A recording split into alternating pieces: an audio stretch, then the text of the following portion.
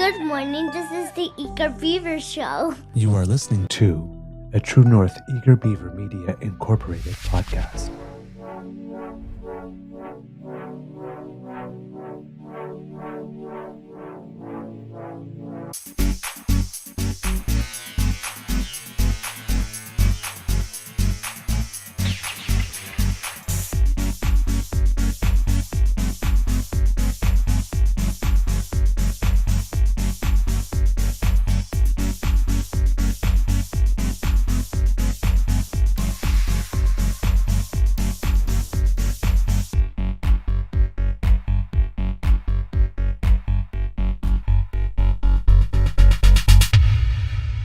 True North Eager Beaver podcasts are proudly brought to you by our founding sponsors, the Miss V Mysteries from Corvid Moon Publishing, your source for science fiction, fantasy, and cozy mysteries featuring a broad diversity of characters. PsychicTarot.ca, book your tarot reading and unlock your spiritual journey. And the Pepper Master, hot pepper sauces made from farm-fresh ingredients to thrill your taste buds and expand your mind.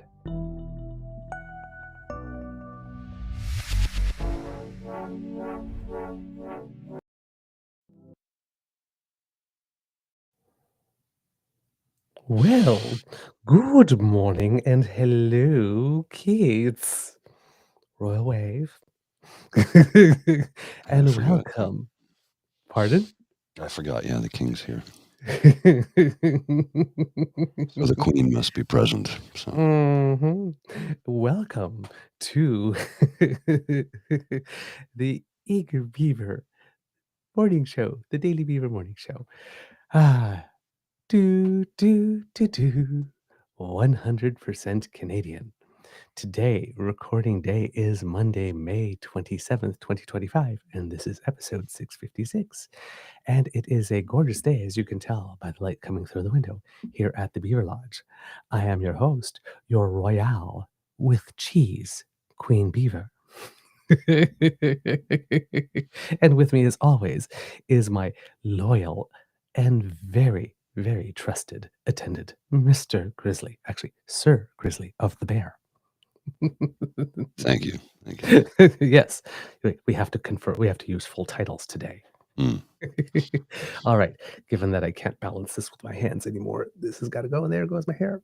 I am a meat puppet. There you go. I saw the comments, Kits and Cubs, saying that I did not put my crown on yesterday. And, well, you know, yesterday they were arriving. I did not want to upstage. Yes, you can't do that. Yes, can't do that. Can't. But today, totally appropriate.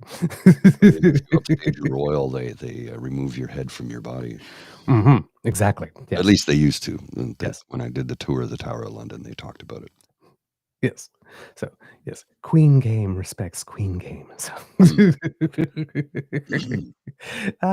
Mr. Grizzly, a big thank you goes to our Royale founding sponsors, the Pepper Master, the Miss V Mysteries from Corvid Moon Publishing, and PsychicTarot.ca.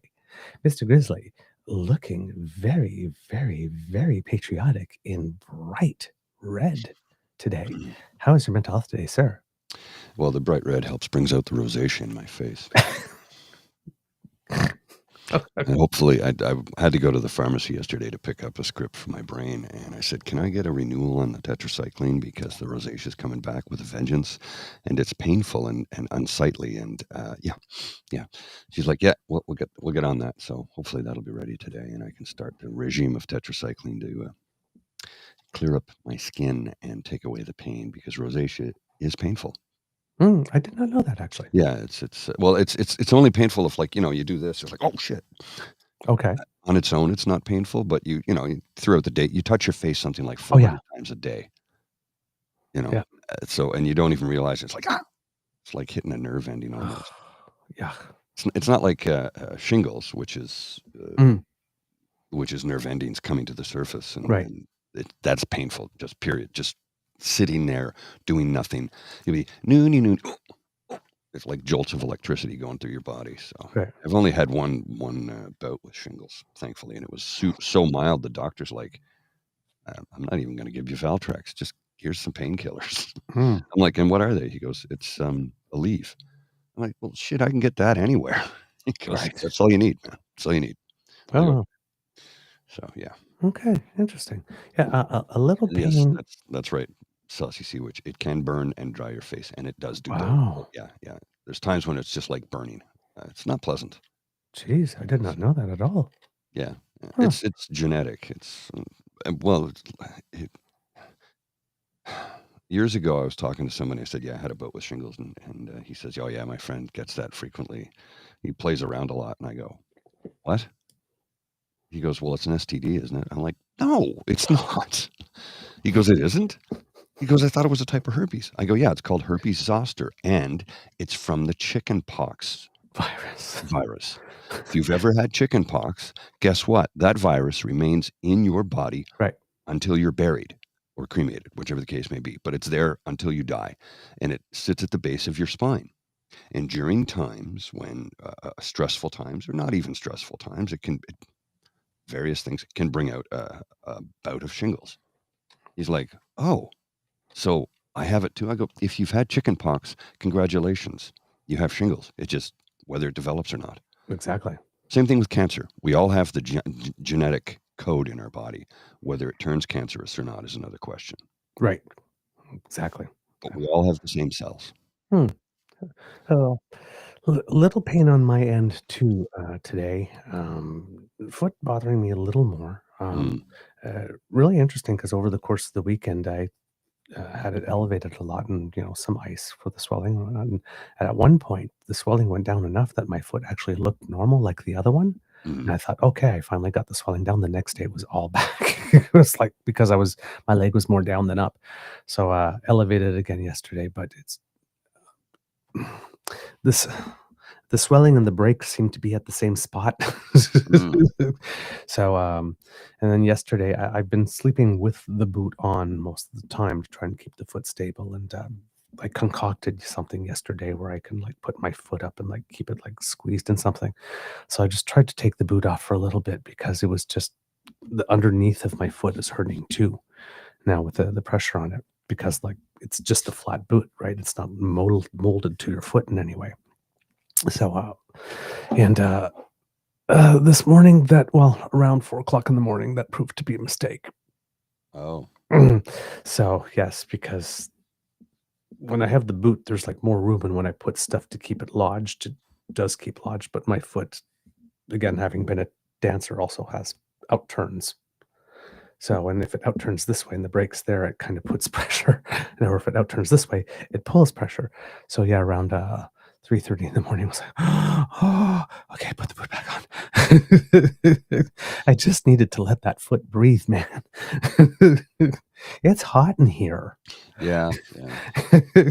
Especially when you got the air thing pumped up, because I got like I remember when like Reebok pumps came in and everybody was like, "Oh my god, that's so cool." Well, the Aircast has this pump thing. If you've never had one on the side, there are these little bags that pump with air, and then it conforms to your foot to apply some constriction to it, and to keep it stable so it doesn't flip and you don't hurt things more. But after a while, after like 4 or 5 hours when it's a hot day and when it's really hot in that air cast, you just wanna I mean, you have the luxury of taking it off, but you still can't move your foot, which is hard to do once you have the air cast off, to not Yes, move no your foot. doubt.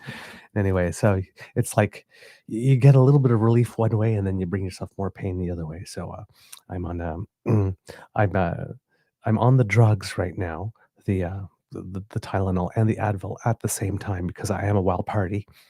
Rah, rah, ole. There's a cultural reference for you. If you were around in the early 90s, you would remember Kim Mitchell. Do, do, do, do, do, do, do, do. And the video was shot at Lansdowne Park on a Canada Day Ah, show. And if you look closely, you'll see me for a split second back when I had hair.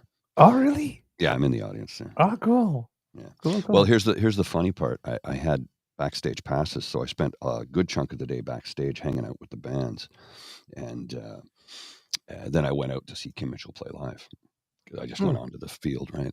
But yeah, it was cool. I got to meet Colin James and Jeff Healey and The Pursuit of Happiness and Honeymoon Suite. I hung out with all of them, had beers with them. And Jeff Healey was an absolute sweetheart of a man. An absolute sweetheart of a man. We lost a very gentle soul when he passed away. Yeah. He was just a great reputation. Oh yeah, there's nobody ever said a bad thing about the man. Like literally, nobody ever said a bad thing about him. He was just a good guy. And would help anyone, from what I hear. When I hear like people talking about their influences back in the day, would help anyone. Well, he influenced me to get more into jazz because he had thousands of jazz records that his grandfather had been collecting for decades, and he learned about jazz from his grandfather. I learned about jazz from Jeff Healey, and then got into it more on my own. He used to have a jazz show on CIUT, which is a University of Toronto radio show. I did not know that. Yeah. Oh, he had thousands of jazz records, and many of them were 78s, right? Ooh, okay. So, yeah, then he's serious. Literally, they were printed on wax, right? Yeah. Well, wasn't wax for 78s. The old cylinders were wax. The 78s were a shellac, which if you dropped them, they would shatter instantly because they weren't vinyl. True. Oh, man. Gee. God, all those bands. Yeah. It was a good day. Amazing. Colin James, amazing. I mean, Colin James is still touring and doing all that kind of stuff. Yeah. Pursuit of Happiness. I'm an adult now. Yeah. It was right around that time when that song was still quite popular. Right? So yeah. Love that song. Yeah. Goldberg, he's from Edmonton, if memory serves. Oh, really? Yep. Okay, cool. Well, gee, it's like you mentioned Edmonton and Prime Minister McCartney's there. You mentioned Lansdowne Park and King and Queen were there. So it's like yesterday there was lots of shout outs. Yeah, exactly. Yeah, interesting. And who was in the face-off circle? Chris Phillips. Chris Phillips, yes, that's true. Former Ottawa senator. Yes. I'd say my buddy, but I've met Chris a number of times. His wife and I used to work together. And whenever I bump into him, it's like, hey, how's it going, Aaron? Good to see you. And every time I bump into him, he's like, oh, hi, my name's Chris. I'm like, yes, we've met before. He's like, I'm so sorry. I'm like, dude. You meet more people know you than you know people. Yes. Right. I'm not offended. It's weird. And he's retired from hockey, but he's still like an ambassador for the Sens, and people in the Ottawa Valley know who Chris Phillips is. So the Big Rig, Big Rig beer. They call him the Big Rig because he's a very big man. He's just a big dude. He's not like 7 foot tall or anything, but I think he's about 6'3", 6'4", but he's just wide and thick and large. And yeah, he's a big man. And a nice fella. I think he's from the prairies, if memory serves. Oh. Chris Phillips. I think he's from the prairies. Look that up. He was from Saskatchewan. Interesting. Let's see here. Where was he born? Calgary. He's from Calgary. There you go. I knew he was from out west. I just, for some reason, I was thinking Saskatchewan. But no, that's Chris Neal was from Saskatchewan. So lots of love here for Jeff Healey in the chat this morning. Oh yeah. Oh yeah. God, what a sweetheart of a guy. Absolute sweetheart. And then just take that out. Just the sheer musicianship. Like, come on. Oh my goodness. Yeah. Come on. And everybody who saw him play were like the time he jammed with Stevie Ray Vaughan, it was something to witness, man.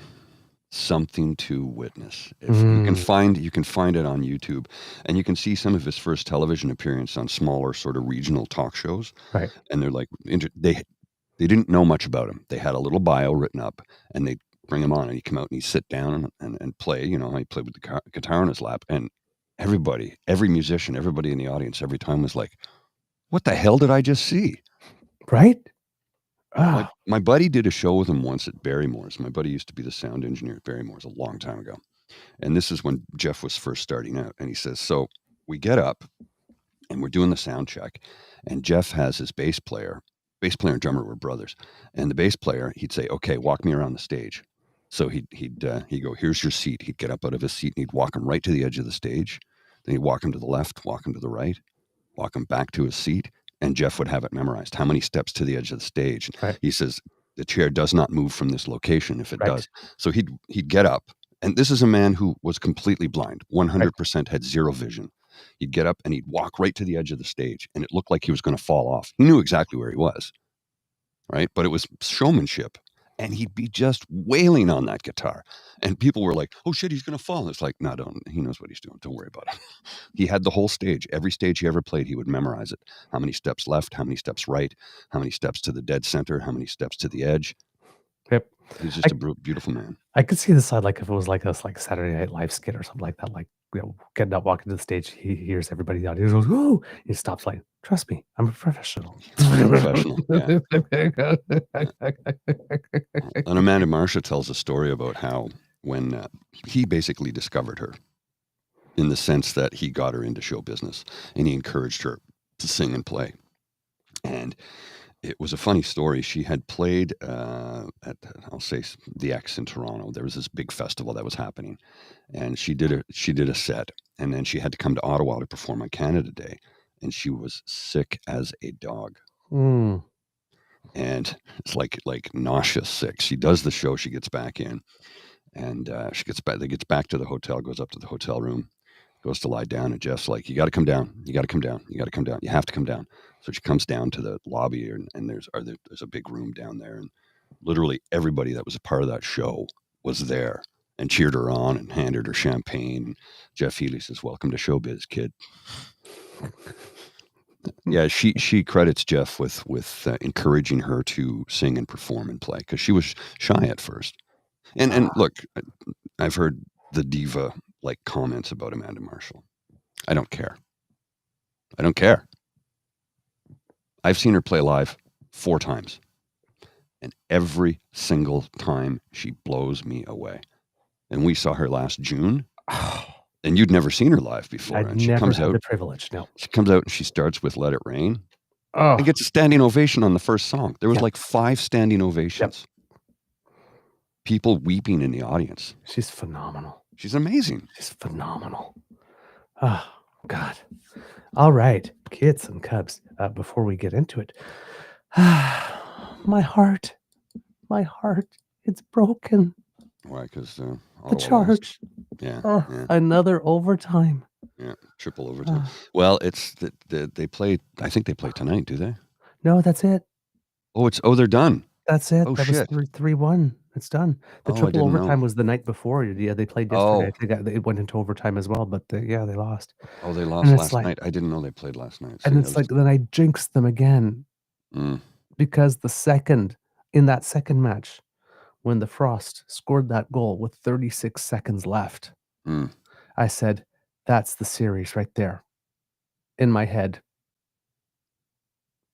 it's like, if you have a chance to go up 2-0 and you take a silly penalty, well, not so much a silly penalty, I shouldn't say that, but you take a penalty with 36 seconds left and the other team scores to tie it up and then wins the game, that can psychologically break a team.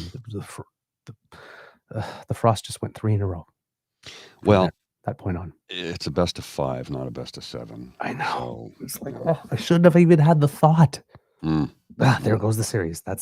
But I had the feeling that goal was the series, and it turns out it was. I mean, it's not like the Ottawa Charge gave up.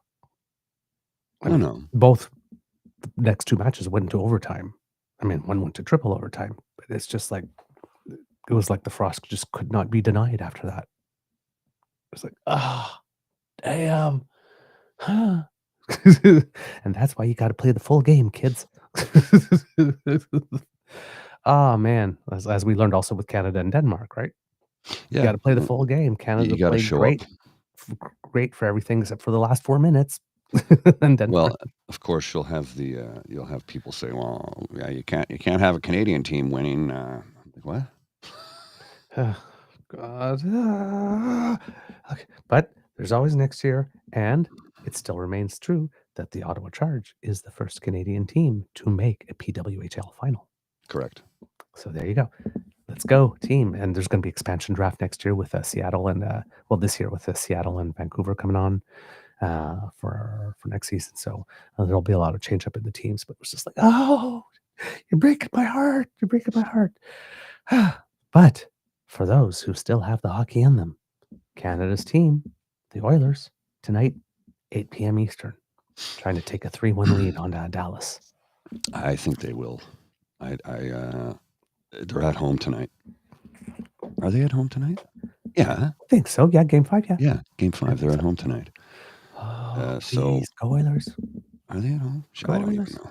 Go Oilers. Whatever. I got my fingers, my eyes, my toes, my arms, and my legs crossed. So let's go.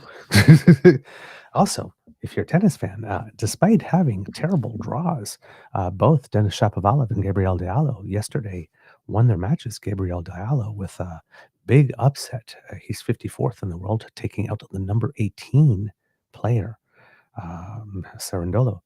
So only his third time in his career that he defeated a top 20 player, the first time doing it at a Grand Slam.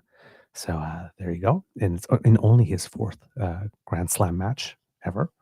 So really big victory for him. Goes on to the second round. Denis Shapovalov was handling Pedro Martinez, also very close in ranking to him. Like, I think Shapovalov went in ranked 31st and Martinez was 47.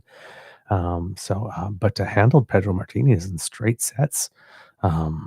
And got a bagel in one of them. So A bagel? yeah, 6-0. That's what they call it. Like sorry. if you win 6-0, 6-0, they call it double bagel in tennis. Yeah, in Canada, we always say donut. Yep. What was the score? 6 donut. Yep. So both of them advanced to the second round, along with Victoria Mboko, and Felix Auger-Aliassime plays his first round match today. So, but those are two big wins for those Canadians there. Shapovalov had been in a bit of a slump as well, so I think he'd won only three of his last 9 or 12 matches or something up until yesterday. So, a lot of the big players on the Canadian team have been in a slump this year. They started off really well, but in a bit of a slump. While the next gen is just tearing it up.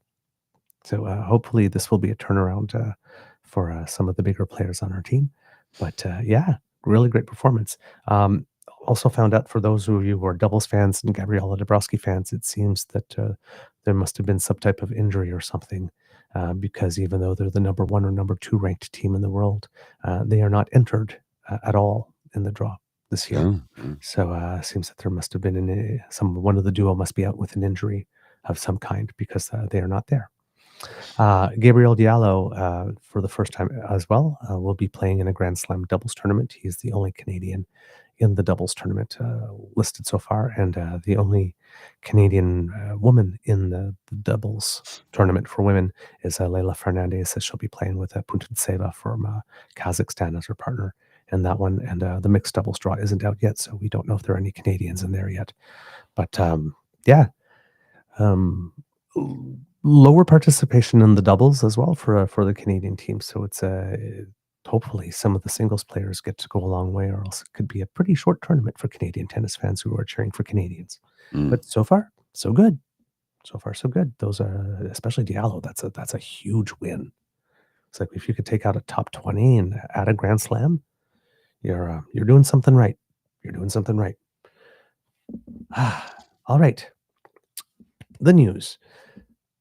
First things first. We had to choose a speaker yesterday. Yes. And something really weird happened. Because, when I said yesterday, I was reading out the names, and there were 8 names, and I thought, well, everything I'm reading now says 7. So I couldn't figure out who dropped out. It was John Nater, the name that I recognized the least on the list. Dropped out. He was one of the 2 conservatives on the list. Then later that morning, we found out that Chris D'Entremont, who was the deputy speaker, because there were 2 deputy speakers, there was one from the Conservatives and one from the NDP last time around, along with Greg Fergus, he also removed his name from consideration on the list. So there were only 6 Liberals to consider, which that was really inconvenient for, look at the Liberals, they're just going to pick another Liberal again narrative that the Conservatives were trying to spin, because how do you not pick another Liberal if all the Conservatives that entered the race pull out? Yeah, well, don't let logic and reason get in the way of a good conspiracy theory, right? Jeez. So the NDP didn't put up a candidate because they only have 7. I guess they didn't want to lose a vote. And Elizabeth they don't May have didn't go up. party status. So. Exactly. And Elizabeth May didn't go up because she was only one because she didn't have a second MP there. And she said, well, if I'm speaker, okay, that gives me lots of time, but then I can't represent the Greens. Right. Right. So, and she's trying to revive the party somewhat. So, I mean, she's got to sit there. So there were only Liberals to consider on a preferential ballot. So it's just, I don't know what's wrong with the Conservative Party, but clearly they sent the message out to the minions to start crying about the fact that, the Liberals will pick one of their own like this, and then we won't have any Conservatives. And I thought it really was a ploy to try to force the Liberals' hand to make D'Entremont the Speaker. But it seems the Conservatives, too, even though they have 144 MPs, didn't want to lose one vote because I guess they think that one vote will make the difference between being able to take down the government at will. They still need the help of two parties. Mhm. So I don't know what the thinking on that was. It just seems like a just big disorganized mess because the Conservatives would have lost nothing for had they even left the two in and they had not won, then they could have tried to run with their narrative, but they pulled them both out. So there's some fear and panic in that party if they felt like with 144 MPs, they couldn't even afford to lose one vote. To be able to have the control of the speakership, Mhm. where, if you wanted to be a shit disturber, you could. But apparently they passed on that opportunity. So there were 6 Liberals left, and the person who was chosen was Frank Scarpellegia, which is the person on whom I had spent a bit the most time yesterday, not saying too much, but that I actually went to look in on him because I knew that, he was even though he's not a name that's big on the mainstream, if you were paying attention, you would hear his name a lot over the past couple of years. Yeah, because I'm not entirely familiar with him, but Yeah, but he's been an MP since 2004. here he is being right? Dragged to the speaker's Yes. chair. Yes. So he's a Quebec-based MP, Montreal area. Has been an MP for a significant long time. And if people are wondering in terms of process, well, how does the Speaker of the House get chosen if the House of Commons is supposed to resume and there is no Speaker of the House? Mhm. Well, there's a little trick. It seems that in the case for selecting the Speaker of the House, it is the member of the House that has been there the longest that presides the ceremony. So essentially, the dean of the MPs. So that person made sure that they took care of the whole vote and whatnot and ran things. And yep, it was a preferential vote, and he definitely won that. So he will be the speaker. I'm not sure if there were any deputies selected this time, and if they do come from different parties or they come from the same list. Because if they come from the same list, that would mean that the two deputies are also Liberal MPs. But in any case, according to the CBC, this is Peter Zamonjic.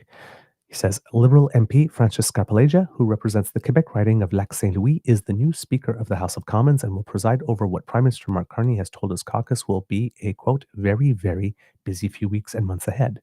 The Speaker is an MP chosen in a secret ranked ballot by other MPs to preside over the business of the House of Commons, act as an impartial arbiter of House proceedings, and maintain order during debates.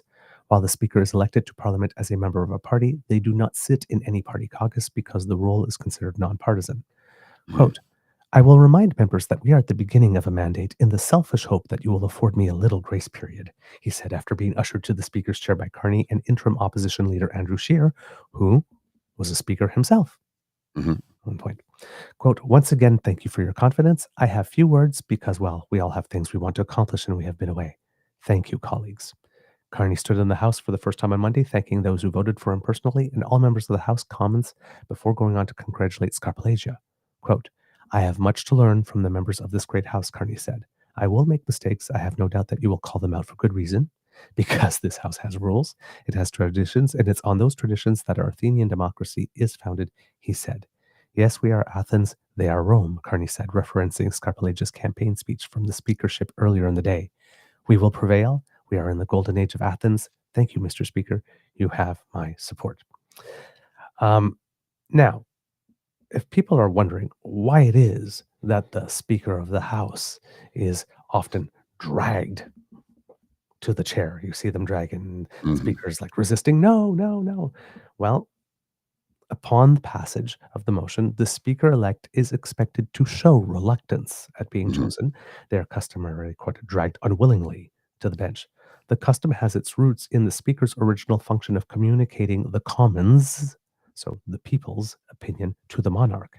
Historically, the speaker representing the House to the monarch potentially faced the monarch's anger and therefore required some persuasion to accept the post. In other words, kill the messenger. Hmm. I am bringing you the words of the commons. They are words you will not like. Please do not behead me. Well, that was it. That was the concern, that they would be Exactly. summarily executed if they pissed off the monarch, and that did happen a number of times. Well, see, A long time ago. A yes. very long time ago. Well, it did and it didn't. Contrary to an often repeated claim, no speaker has ever been executed for his actions in that Right. capacity.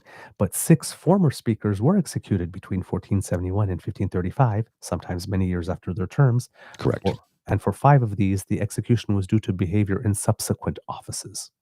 Yeah, so it's yes, So it it's was the threat of, but the threat of, and it only really ever happened, like I said, long after they were out of that position. yes, when they were not doing anything having to do so. No actual speaker has any reason to actually be reluctant because no speaker was actually beheaded when they were speaker. Correct. Speaking of speaker, former Speaker of the House, Greg Fergus, he was reelected, eh? Yes, as an And MP, yes. he was reelected as an MP in his riding, but look at his vote count, his percentage. So 31,978, 62.11%, and eligible voters 74,657. Let's scroll down to the previous election when he received 52.5% of the vote, and there were 78,000 registered voters.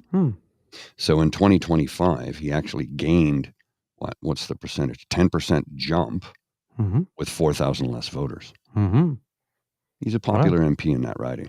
Yep, I guess they thought the citizens of his riding determined that he did indeed do a good job as speaker.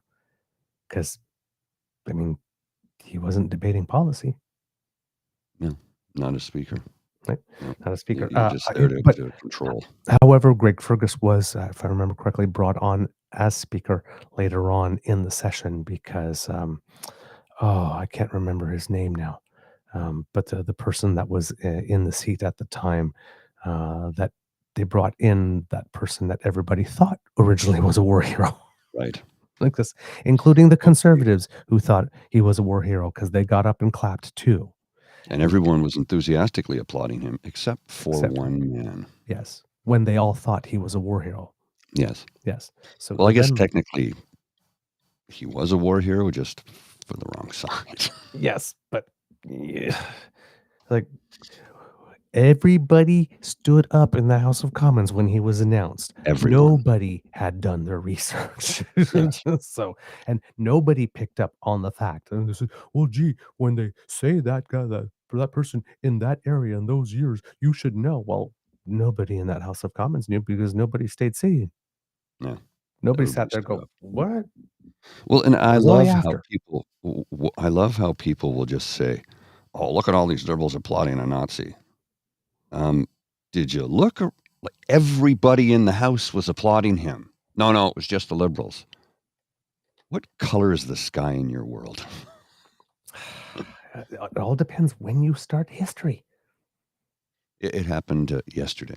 Yes, selective history starting. It's a double gold medal sport at the Conservative Olympics.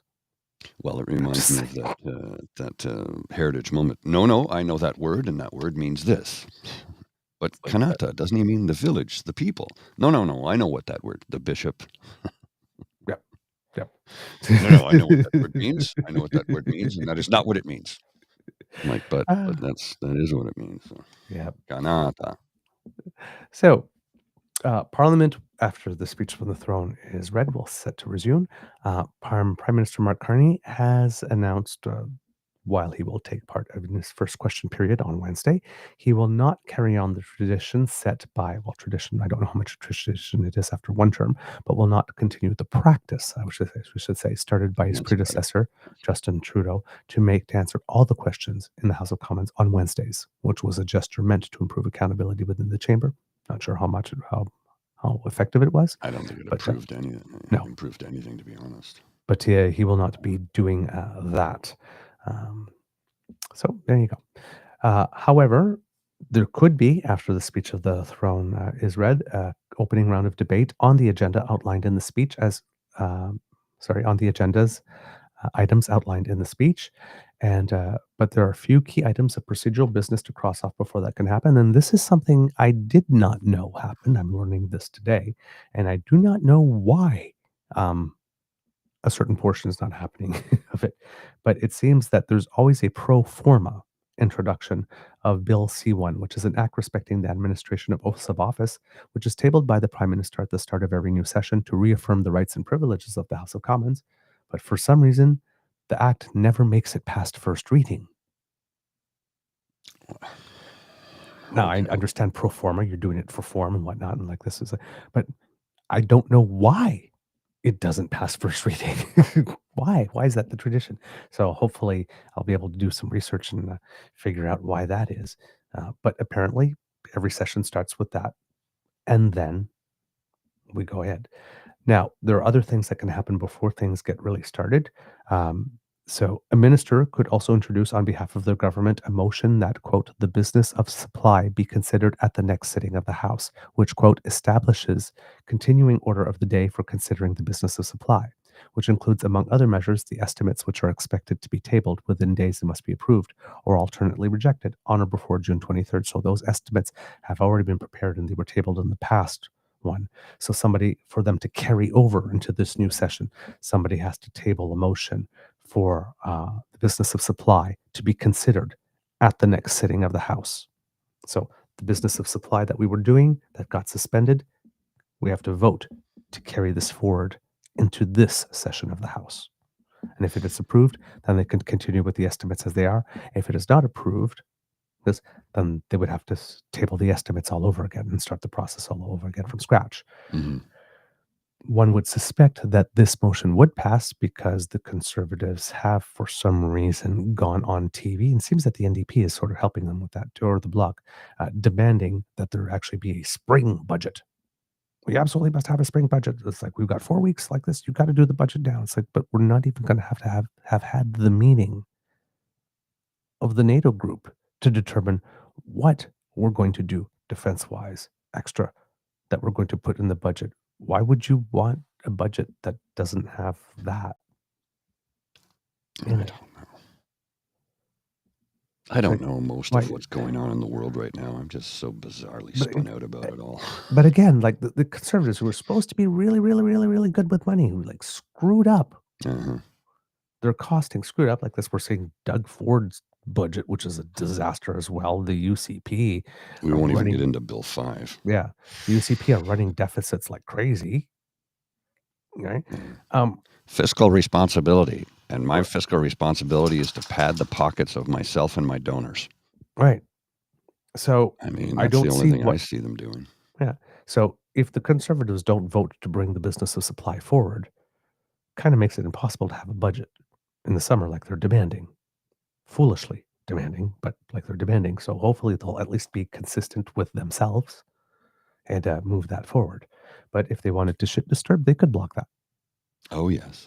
Then force the government to start over again. Then see, look at that. It's taking too much time.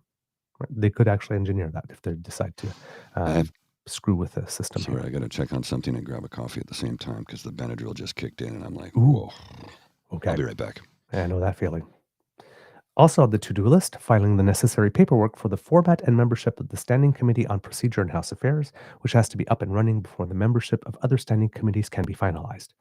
As for any debate, if it does get started this afternoon, it will begin with what is effectively a brief recap of the speech, which is usually delivered by a backbench MP with the governing party caucus, and ends with a motion that opens the floor for a more wide-ranging back and forth That, as per the standing orders, can carry on for a maximum of 6 days, although it typically winds down within 2 or 3 days, depending on whether one or more opposition parties puts forward a proposed amendment.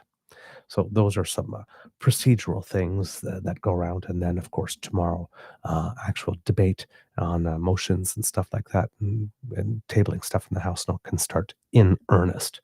But these are all types of procedural and ceremonial and other types of housekeeping things that need to be done before we get started. Going in terms of business as a regular sort of daily business. But all these things will be happening today.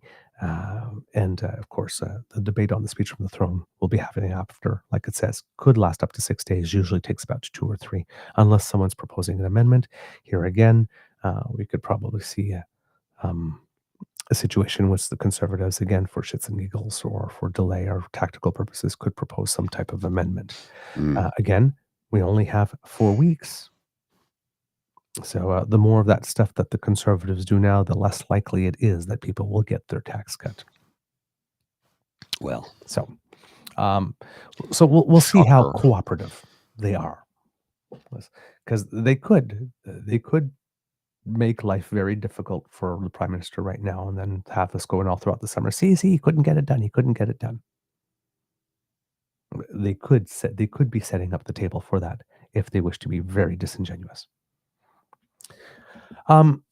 With all of this going on, the King and the Queen Consort arriving and all the ceremony and whatnot, we mentioned yesterday that there were a couple of officials in the United States that were in a bit of a snit because of it.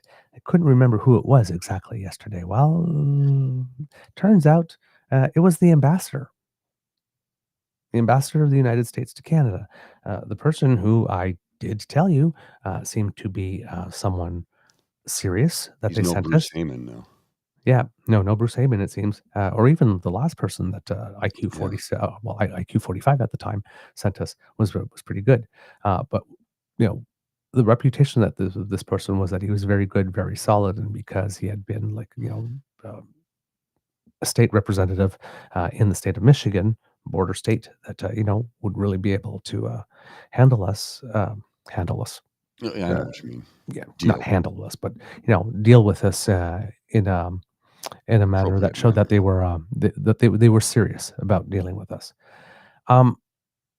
Well, apparently, um, at least from his perspective, he's tired of hearing about us uh, not being happy Yes. about the 51st state stuff. According to Benjamin Lopez, Stephen, and Catherine Cullen of CBC News, The new U.S. ambassador the new U.S. ambassador to Canada says he knows the implication of King Charles III's upcoming trip to Ottawa is to push back on the U.S. President Donald Trump's 51st state threats.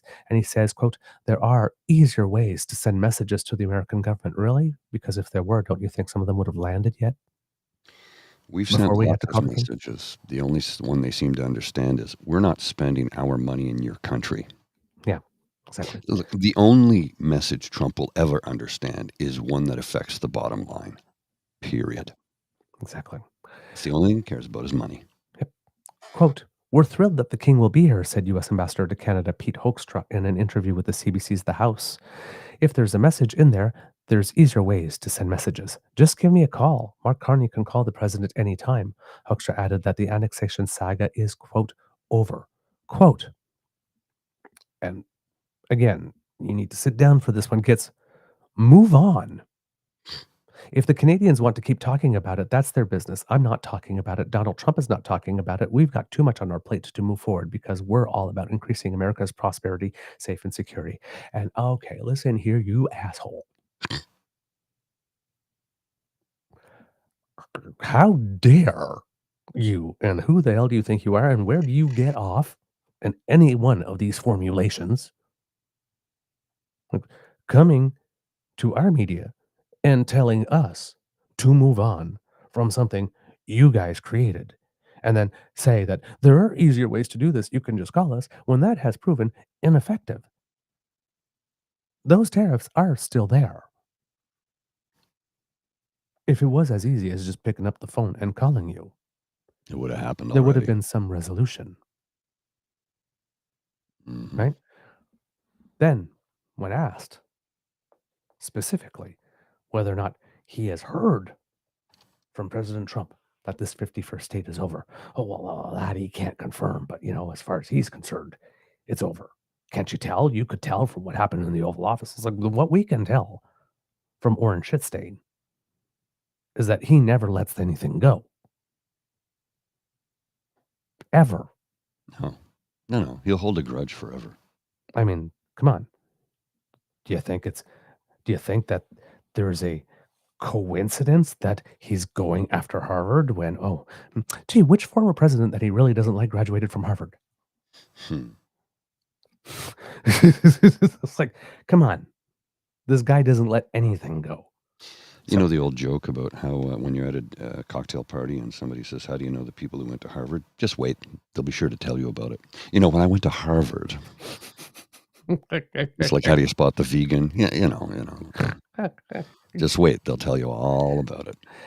And here's the thing. Like, listen, because, I say arsehole, but poor Ambassador Hoekstra. I mean, come on. Mm. Even if Donald Trump said himself, hey, Canada, the 51st state stuff, it's over. It's over. I'm going to let it go. We can't trust that he'll remember he said that 5 minutes from now. So I'm sorry, sir, with all the respect that is due to your position. If you're saying it, it's not good enough. It has to come from him. Mm. And then again, we can't trust him. No, he's not trustable. Say, you don't get to tell us when we have to move on from something you did. I don't know where you thought that those words would land well here. See, I remember him from somewhere else in the past. I just can't put my finger on what I know him from, because I remember the name Pete Hoekstra. Oh, my God. I just can't remember where I know him from or what incidents or issue. But I do remember him. I remember his name. I just can't remember why. That happens when you get older, right? You know that when you get older, you just start forgetting shit. Well, he was the chair of the Michigan Republican Party. He was the former United States ambassador to the Netherlands as well. He was a U.S. House of Representatives member for the 2nd District. So, again, but I mean, Michigan, a border state, I mean, God, he was probably on TV certain number of times for something. Oh, yes. With regard to Canada at some point, right? I mean, Michigan and Minnesota, for all intents and purposes, are honorary Canada. Well, and you can talk to Michiganders about that, and they'll say, yeah, they feel that way in many instances. And I'm just reading here a story from CBS News about how in Sault Ste. Marie in Michigan, a small city with a thriving economy, that's because visitors from its larger northern sister city in Ontario, Canada, keep the border town's economy humming. Situated on opposite sides of the St. Mary's River, the U.S. and Canadian counterparts are connected by the Sault Ste. Marie International Bridge, over which thousands of vehicles pass each month. It's so intertwined, said Linda Hoth, Executive Director of the Sioux Area Convention and Visitors Bureau, who noted that many people have family members on both sides of the U.S.-Canada border. There's no separation between the two communities. So, yeah. Many of them feel like honorary Canadians in many ways. And even our good buddy Jake, your old pal Jake. Yeah. Correct me if I'm wrong. I think Jake has dual citizenship, does he not? I'm not sure on that one. For some reason, I thought he did. Maybe I'm wrong. Jake can let us know. We haven't talked to him in a bit. We should get in touch with him. We should get him back in. Yeah. We should have him on the show to really talk about the experience of somebody directly impacted by the lack of Canadian consumers, Canadian tourists, Canadian travelers, and international travels for that matter. I'd love to get his point of view. And somebody else we should also talk to about that is Environmental Coffee House. Yes. Very much so. So Hoekstra said that the U.S. government will be listening closely to the content of the speech because it is the platform of the ruling party.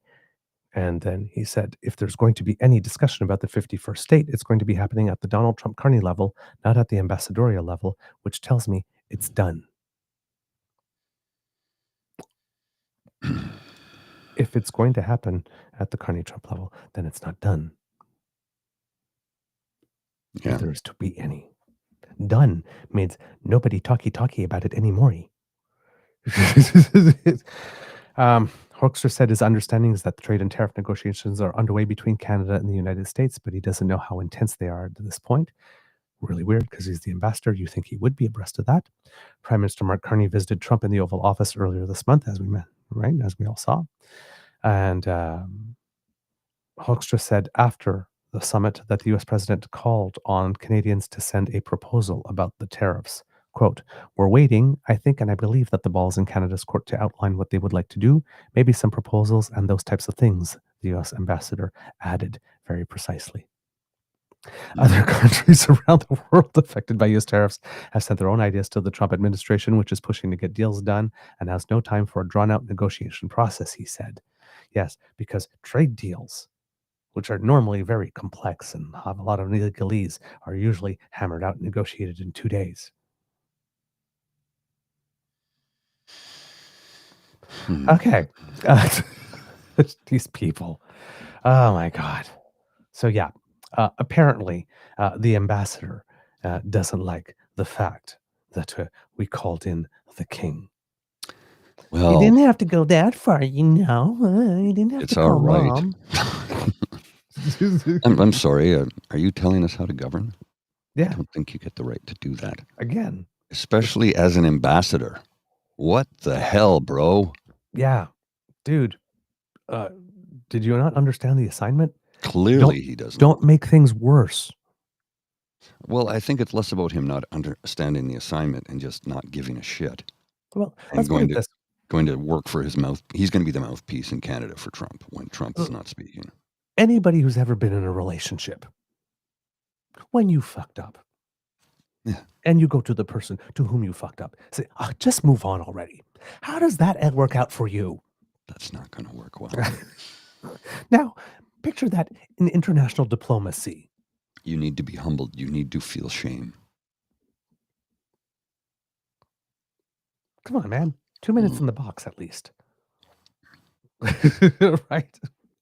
Well, 2 minutes in the sin bin, at least. When he does things like that, it does not help. No. The Canadians, especially, who are paying attention, who have been on the fence about traveling to the U.S. Because some people are like, well, I'm still going to go anyway. But when you hear stuff like that, right now the U.S. tourism industry is facing what experts are calling a perfect storm of challenges. According to data from the World Travel and Tourism Council, America is on track to lose $12.5 billion in travel revenue this year, making it the only country out of 184 analyzed that's projected to see tourism dollars decline in 2025. International visitor spending is expected to fall to less than $169 billion by year's end, a 7% drop from 2024 and a staggering 22% decline from tourism's pre-pandemic peak in 2019. It could take until 2030 for U.S. tourism to bounce back to pre-COVID numbers. That's I think that is being very generous and very hopeful, because as long as Trump is there and he continues to do more damage to the country's reputation internationally, it may never recover. And if it becomes Gilead, as Project 2025 wants it to be, if it goes all the way through with Project 2025, I think you might see a permanent end to international tourism. I mean, I'm sincerely mean that, because right now you have, what was an Australian woman who went to visit her husband in Hawaii. Mm-hmm. They held her for several hours and did 3 cavity searches. 3. What, the first 2 weren't enough? Let's get a third one in. The third time's the charm.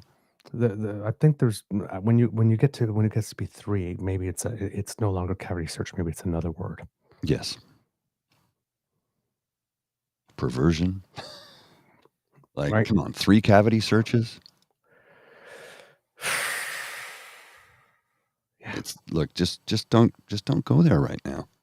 Until they are able to, and I say this to the American people, until you guys are able to sort this shit out and get rid of this lunatic and put an adult back in charge.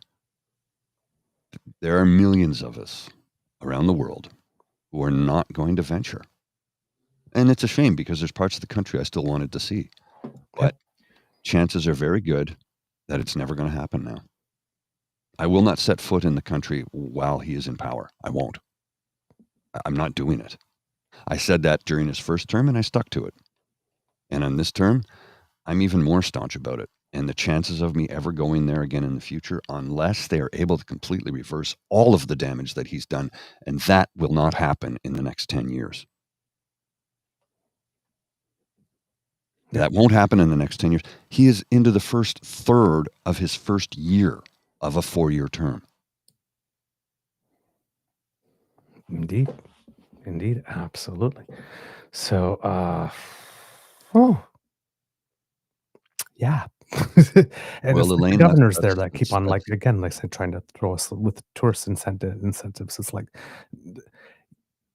we don't guarantee, you can't guarantee we can get home. That's right. It's like, until you can guarantee our safety, sorry, we're not coming. Look, I might be able to safely go and return. I say might. I'm not going to erase my phone, and I'm not bringing a burner. So if you see negative commentary about Donald Trump on my phone and refuse me entrance, that's fine. Again, that's a hypothetical because I'm not going. I'm not. It's as simple as that. Indeed. Indeed. All right. So, with all of that, kits and cubs, let's talk about the bling. Bling. The Royals did arrive. Of course, lots of coverage wall to wall from that, particularly from CBC, but all over, because even though a lot of us do roll our eyes when the monarchy comes to town, it still is a big deal because we are a constitutional monarchy, and it's one of those few moments of pomp and pageantry and stuff that we have. So, if you, I don't know if you have the video set up, Mr. Grizzly? I do. Let's go. So CBC had a little clip about Charles specifically visiting Canada through the years. For Charles's first visit to Canada as monarch, but over his 64 years as Prince of Wales, he visited often. From young man to husband to father and now to monarch, Canadians have been welcoming Charles for decades. During his offhand exchanges with a number of curious youngsters, Charles demonstrated his now characteristic poise. His early visits in the 70s as Prince of Wales were action-packed, hanging out with Canadian teens, diving into Arctic waters. Prince Charles got a real taste of the North. Even tasting seal meat. By 1977, he was standing in for the Queen at the 100th anniversary reenactment of the signing of Treaty 7 in Alberta.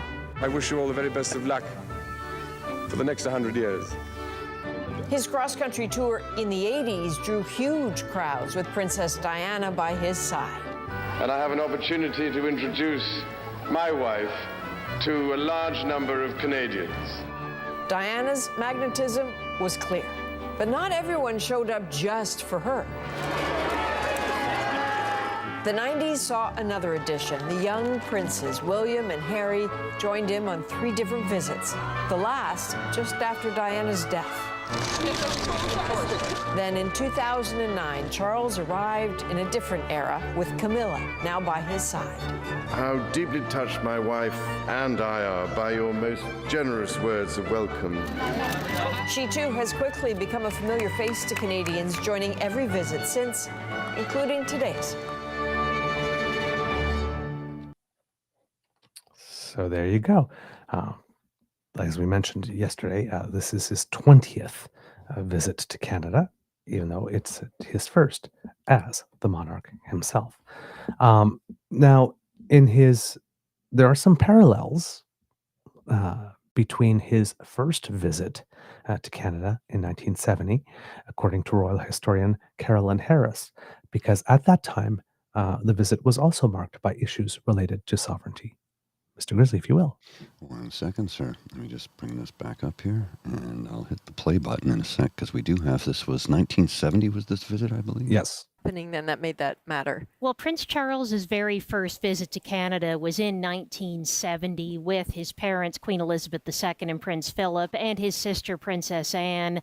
And they traveled to Manitoba and the Northwest Territories, and it was the 100th anniversary of the province of Manitoba, the creation of the Northwest Territories. So there was an anniversary that they were marking by being there, but they traveled to Arctic towns that had never received a royal visit before, such as Tuktoyaktuk and what is now Iqaluit. And that sent a very strong message about Canada's sovereignty over the Arctic during the Cold War, as there were concerns about how sparsely populated the Arctic was at that time with Cold War tensions. So having a big, high-profile royal visit with the king, with the future king, his mother, Queen Elizabeth II, Prince Philip, Princess Anne, that sent a very strong message of Canadian sovereignty. And there were headlines around the world. The New York Times reported that Queen Elizabeth II was meeting. So, a little bit of controversy back then, too. Very important to make a statement about sovereignty back then. So, this is not territory that the royal family and this particular monarch is unfamiliar with as well. No. Yes. Historically, in 1939, on a cross-country tour, King George VI did make a stop at Parliament to give royal assent to certain bills in person, but it wasn't until 1957 that a monarch read the first speech from the throne, which was Queen Elizabeth. She did it again in 1977 for her Silver Jubilee tour, and today will be the third such time that this happens in Canadian history. And as we've noted before, the first time it is being read by a king and not a queen. Now, of course, a lot of people are looking at this and why are we doing all this for? It's just symbols and all that kind of stuff. Well, symbolism is important. There's a reason why we have symbols and traditions and pomp and pageantry and all that type of stuff. So Margaret Macmillan, who is a member of the Order of Merit, for those who don't know, the Order of Canada has certain levels and there are higher levels, and the Order of Merit is a higher level. And she was just received it, I think, in the last round because she was appointed to it by King Charles III, and he hasn't been king for that long.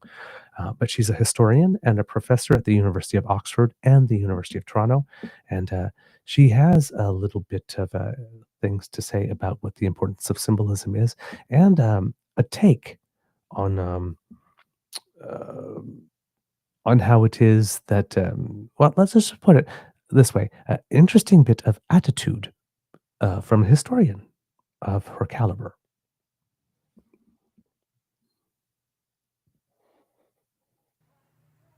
And can we shift to sort of this moment, because many people have suggested, you know, we're in a world that is rapidly shifting, a changing world order.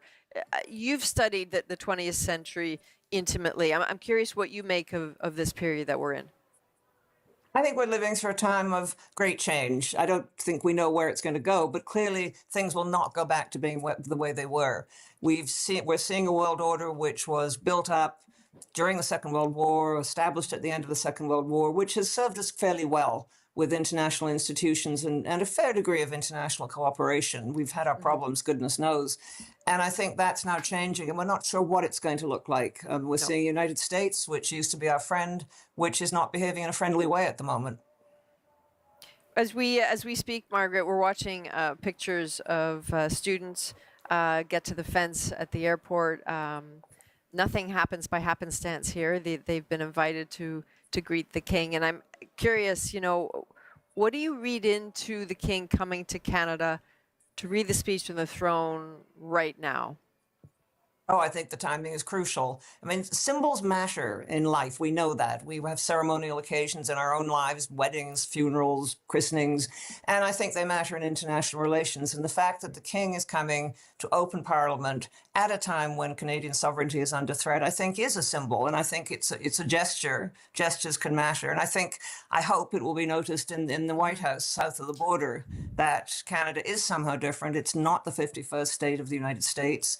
It has its own traditions, and this is a symbol of those traditions.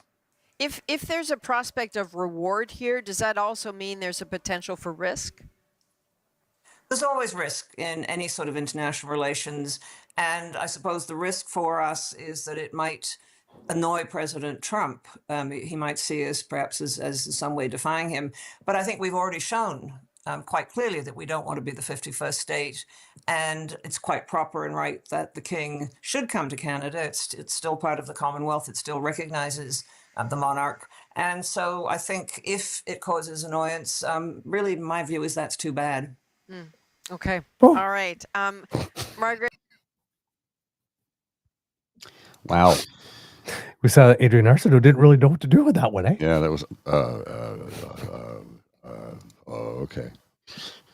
There's something about a woman of a certain age Not who given. is highly educated and has incredible poise, looking straight into a camera and saying, "That sounds like a you problem." Mm-hmm. That does it for me. Yeah, It really does. Just plainly, matter-of-factly, no drama. Just not my concern. Yeah, not my problem. I don't give a shit. be mad. I'll see what I care. For that, I don't care. think. There's like, damn, go Margaret. So, yeah, we're not having it. Nope, not at all. Like, no, I don't give a shit, man. I don't care. No. We're doing us. This be our moment. So, your opinions, you're entitled to them, but we don't want to hear them. So, talking about symbolism, a lot of the symbolism is always in what people are wearing. And Camilla was often, we look at either the fashions who designed it, or we look at the jewelry. There are 6 different brooches or pieces of jewelry over the years that have been gifted from Canada, or that have been gifts related to Canada or from Canada, because they're not all from Canada, that come up. And people were wondering how Camilla would be showing the relationship to Canada.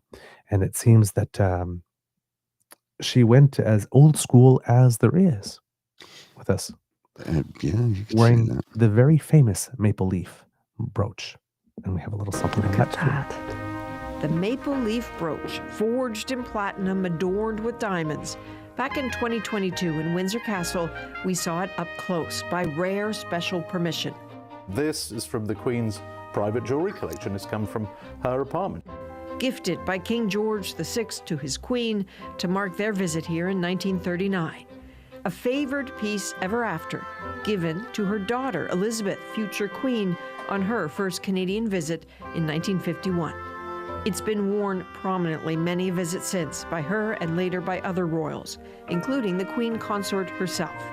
No symbol of the royal family's deep, multi-generational connection to Canada is worn closer to the heart. Queens and princesses will be wearing that hundreds of years hence. So you saw the box, Mm-hmm. right? It's like the Old box and is weathered. barely holding together. But yeah, Adrian Arsenault made a comment later on in the show that when she saw it for the first time, it's like when you take it out, when the light hits it, just the sheer reflect. All these diamonds on platinum. Yeah, Right. Very heavy metal, literally. Yeah, indeed. So lots and lots of symbolism. Little known fact, I did not know this, but when they're talking about the relationship between the king and the prime minister, clearly they have a relationship before, because the prime minister was the governor of the Bank of England, and at that time would have met the royals. But there's also another reason. It seems that Mark Carney has 2 brothers, and one of his brothers, Sean, just happens to be the chief operating officer at Kensington Palace, which is the household of the Prince and Princess of Wales. How coincidental.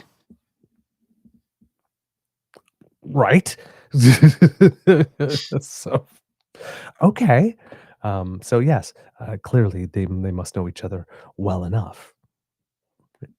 So, It would seem. yesterday, The Canadian Armed Forces plane carrying the King and Queen landed at Hangar 11 at the Ottawa International Airport. That's the hangar that's there specially to receive dignitaries, foreign diplomats, different leaders. Sometimes it's used, for example, when the Canadian military is out sending, there's a disaster somewhere, we're providing relief, we'll use that hangar for that. But it's specifically used for that. It's reserved just for that. Nobody from the general public typically goes there. So they arrived shortly after 1 p.m. King Charles, because again, we're wondering what he's going to be wearing, was wearing a taupe suit, but a dark red tie. Mm-hmm. So Queen Camilla was in a pastel pink coat dress, and of course, with the Canadian brooch. A lot of people were making, the royal historian was making the comment that she decided to wear a very understated color in order to be able to draw the most attention possible to the actual brooch.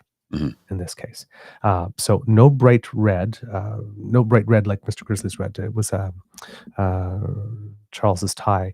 The King's tie was a deeper, had a little bit more of a burgundy-ish tinge to it, but definitely red. And the Queen definitely more in pink, so again red, but more muted.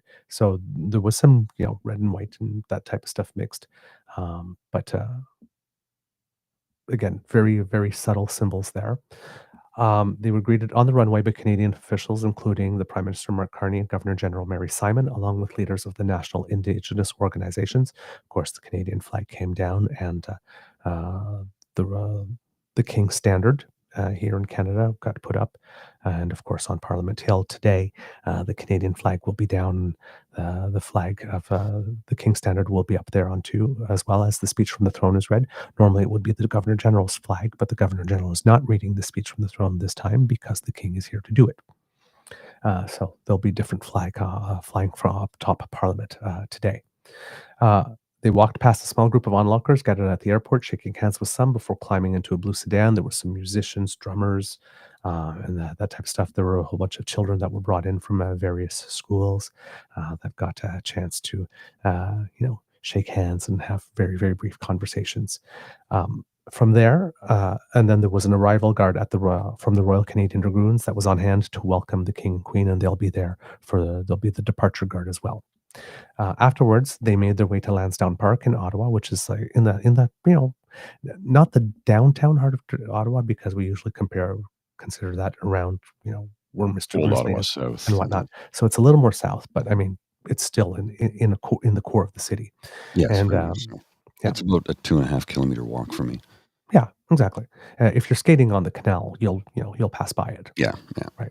So it's central enough. But Lansdowne Park was named after Lord Charles George Napier, who's the third Marquess of Lansdowne, who served as Governor General of Canada from 1883 to 1888.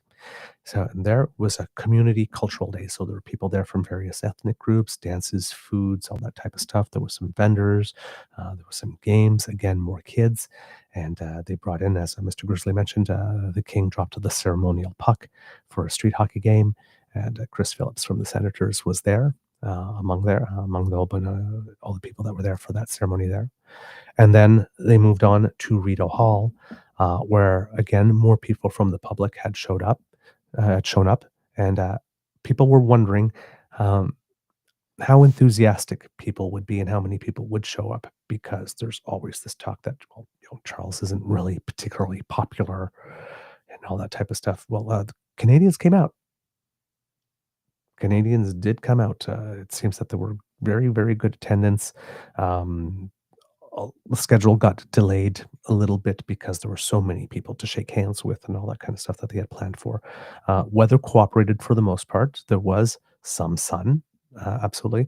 A little bit of rain happened, so by the time they got to Rideau Hall, there was some rain, but that did not dampen any spirits, and they were there to, of course, often as happens, they plant a tree. Apparently, planting trees are very, very something that's very, very important to King Charles specifically, because he has commitment to the environment, and he's been noted previously on previous tours to say, yeah, we're doing all this stuff, but just get me to the planting of the tree. Is what I'm interested in. So often, sometimes there are two trees being planted, and you'll see side by side the king and then the king queen consort throwing some dirt on. Now, the tree is already pre-planted, and there's a pile of dirt, and then they take some dirt and just throw a couple of extra piles on it, right? I guess it's not like they're actually planting the tree. But still, it's ceremonial. In this case, there was only one tree. This time it was a blue beech tree, apparently symbolizing steadfastness and inclusion. It also, according to the royal historian, grows well in light or shade. I see what you did there. Considering all the shade that we're getting from the United States. I see what you did there. Yes. And then, of course, the rain stopped at some point, and Mother Nature supplied a double rainbow on the day. There it is. It took me a second to find it. I had it queued up here. My apologies. So, speaking about throwing shade, Mother Nature had a bit of her own. Yeah, a little double rainbow there. Yes, as Parliament starting to resume with a whole party that seems to be triggered by rainbows. Well, you can see this one here. That's over the War Memorial. Mm-hmm. This one here is sort of over East Block, but also hitting a little bit of the Chateau Laurier. So, Yes. rainbow shade. So, Mother Nature throwing a little shade of her own. I posted that. And then some conservatives goes, "That has nothing to do with the cons." Oh, like much like the way whenever a tornado devastates a trailer park, it's God's punishment because somebody was nice to the gays at some point in history. Yeah, it's very selective on how they choose these things, right? Mm-hmm. It's only if it suits their agenda, their narrative, their conspiracy theory, echo chamber, thought process. Are you sure it has nothing to do with cons? Yeah, nothing. Because when bad stuff happens because of the weather, it's definitely because of the liberals. Yeah. Double rainbow. You know what? I'm going to go with it. So yeah, little shade. So in this case, King Charles put the dirt on, and kind of a moment of a little bit of silliness and laugh there, but it's still ceremonial. Queen Camilla had a can of water and put some water on it, but it was already raining a little, so didn't really need it.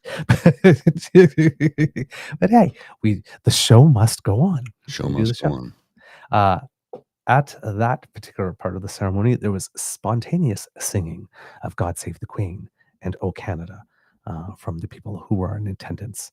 So, again, Canadians understanding the assignment, realizing the moment.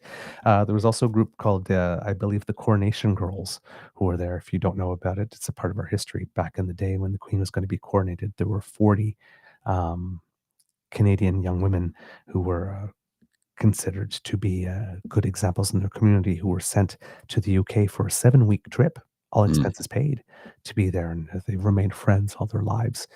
Some have passed on since then, like this, but there were a certain amount of the coronation girls who had showed up there as well, and the king got to, in a little moment, to speak to them specifically as well, which was kind of nice. Afterwards, they went into Rideau Hall, where the Governor General and the King had a little bit of an audience, and there are cameras that show up, and it sort of looks like an Oval Office meeting in that there are 2 chairs and there's a flag and that they sit down. Normally, the Governor General sits in the chair on the left, but on that day, she sat on the chair on the right because the chair to the left was for the King.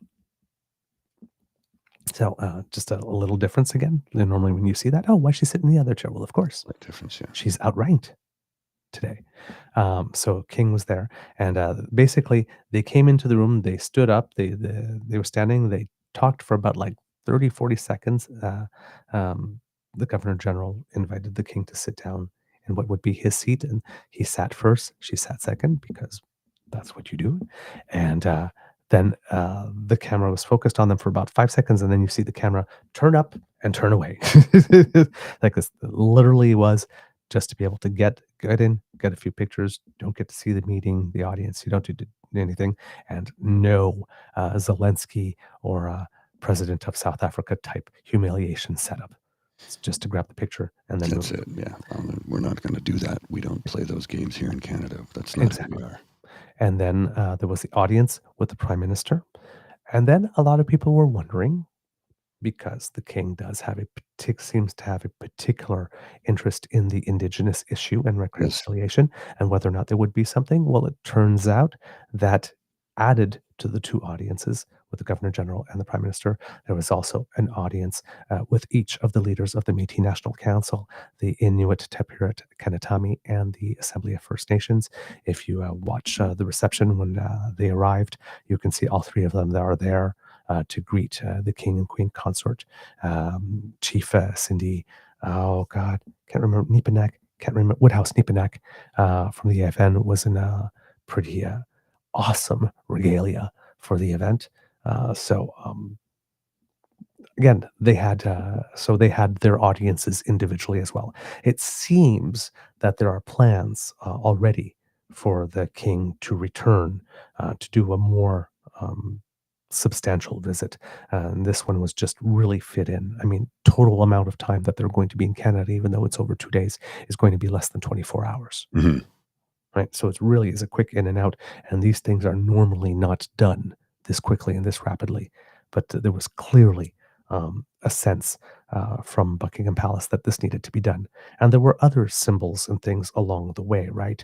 The king had showed up to expect a vessel wearing a Canadian insignia, which apparently is always on the uniform, but people brought particular attention to it on the day that he did that. As we mentioned yesterday, a couple of days ago, he was at the 100th anniversary of Canada House. Also earlier on, he had presented someone with a sword, which was, again, ceremonial, but meant to signify that, yes, defend. So there have been some subtle symbols. Today, people will be looking to see what happens. Before carrying out his constitutional role by presenting the government's plans and priorities for the upcoming session, King Charles and Queen Camilla will board the state landau, which is a horse-drawn carriage, for the ceremonial, if somewhat abbreviated, drive to Parliament Hill, which will start at the Bank of Canada and proceed to the Senate via Wellington Street, quote, escorted by horses of the Royal Canadian Mounted Police musical ride, according to the program, which was prepared by Canadian Heritage. That should start around 9:50 if you're a royal watcher and you're in Ottawa. That will be the time for that. Then upon his arrival, the king will receive full military honors, which will include a royal salute, a 100-person guard of honor from the 3rd Battalion of the Royal Canadian Regiment, and an inspection of the guard and band, and a 21-gun salute. That'll be around 10. He'll then join the Prime Minister for closed-door pre-speech huddle with, quote, Senate leadership before proceeding to the chamber for the main event. And then the parliamentary stage will be set for the king to read the inaugural speech from the throne, which, as per long-standing convention, will be delivered in front of a live audience of politicians, dignitaries, and other invited guests in the Senate chamber, as the speaker and an accompanying contingent of MPs watching the proceedings from their assigned spot by the door. And that will take about 11 minutes. Now, if you're wondering why this spot is assigned by the door, and we're talking about other dignitaries, the 9 members of the Supreme Court are often there as well. It's the House of Commons is the House of the People, and it's green. The Senate is the red chamber. That's the House of the Lords, right? It's the House of the royal family. So commoners are not allowed in the room, typically. I happen to have once with a Canada Youth Parliament experience. One time they actually did let us into the Senate and into the benches, which is like a high privilege, which never ever supposed to happen. That's a super rare occurrence. Yeah. So I actually got the chance to sit in a Senate seat when I was a teenager, which was kind of cool. But that never ever happened. So you will see that the doors of the House of Commons are always closed, and the usher of the black rod will come and will knock on the door. Now, the doors are open, and they are closed before the usher of the black rod comes in. And there's a reason traditionally for that too.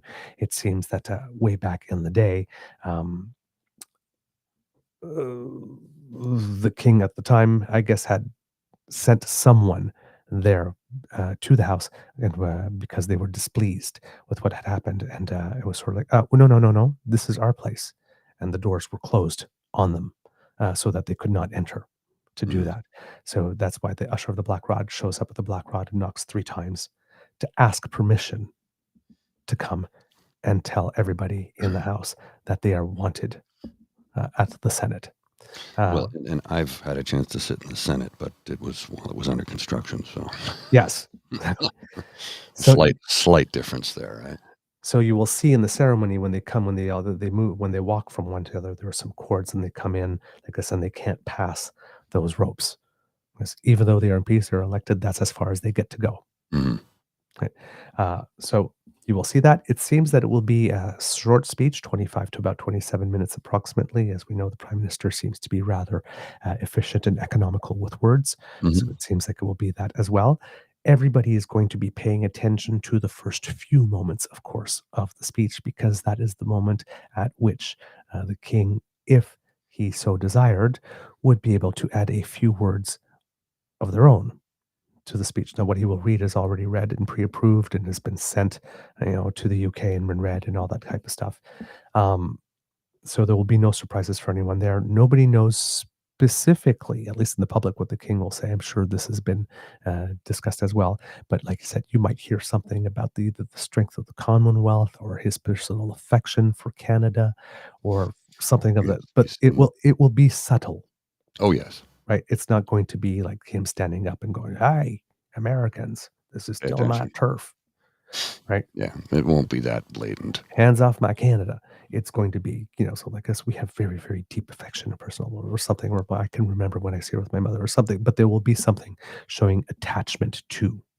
Well, or I'm strong gonna possibly along the lines of, "You've been a transformative president."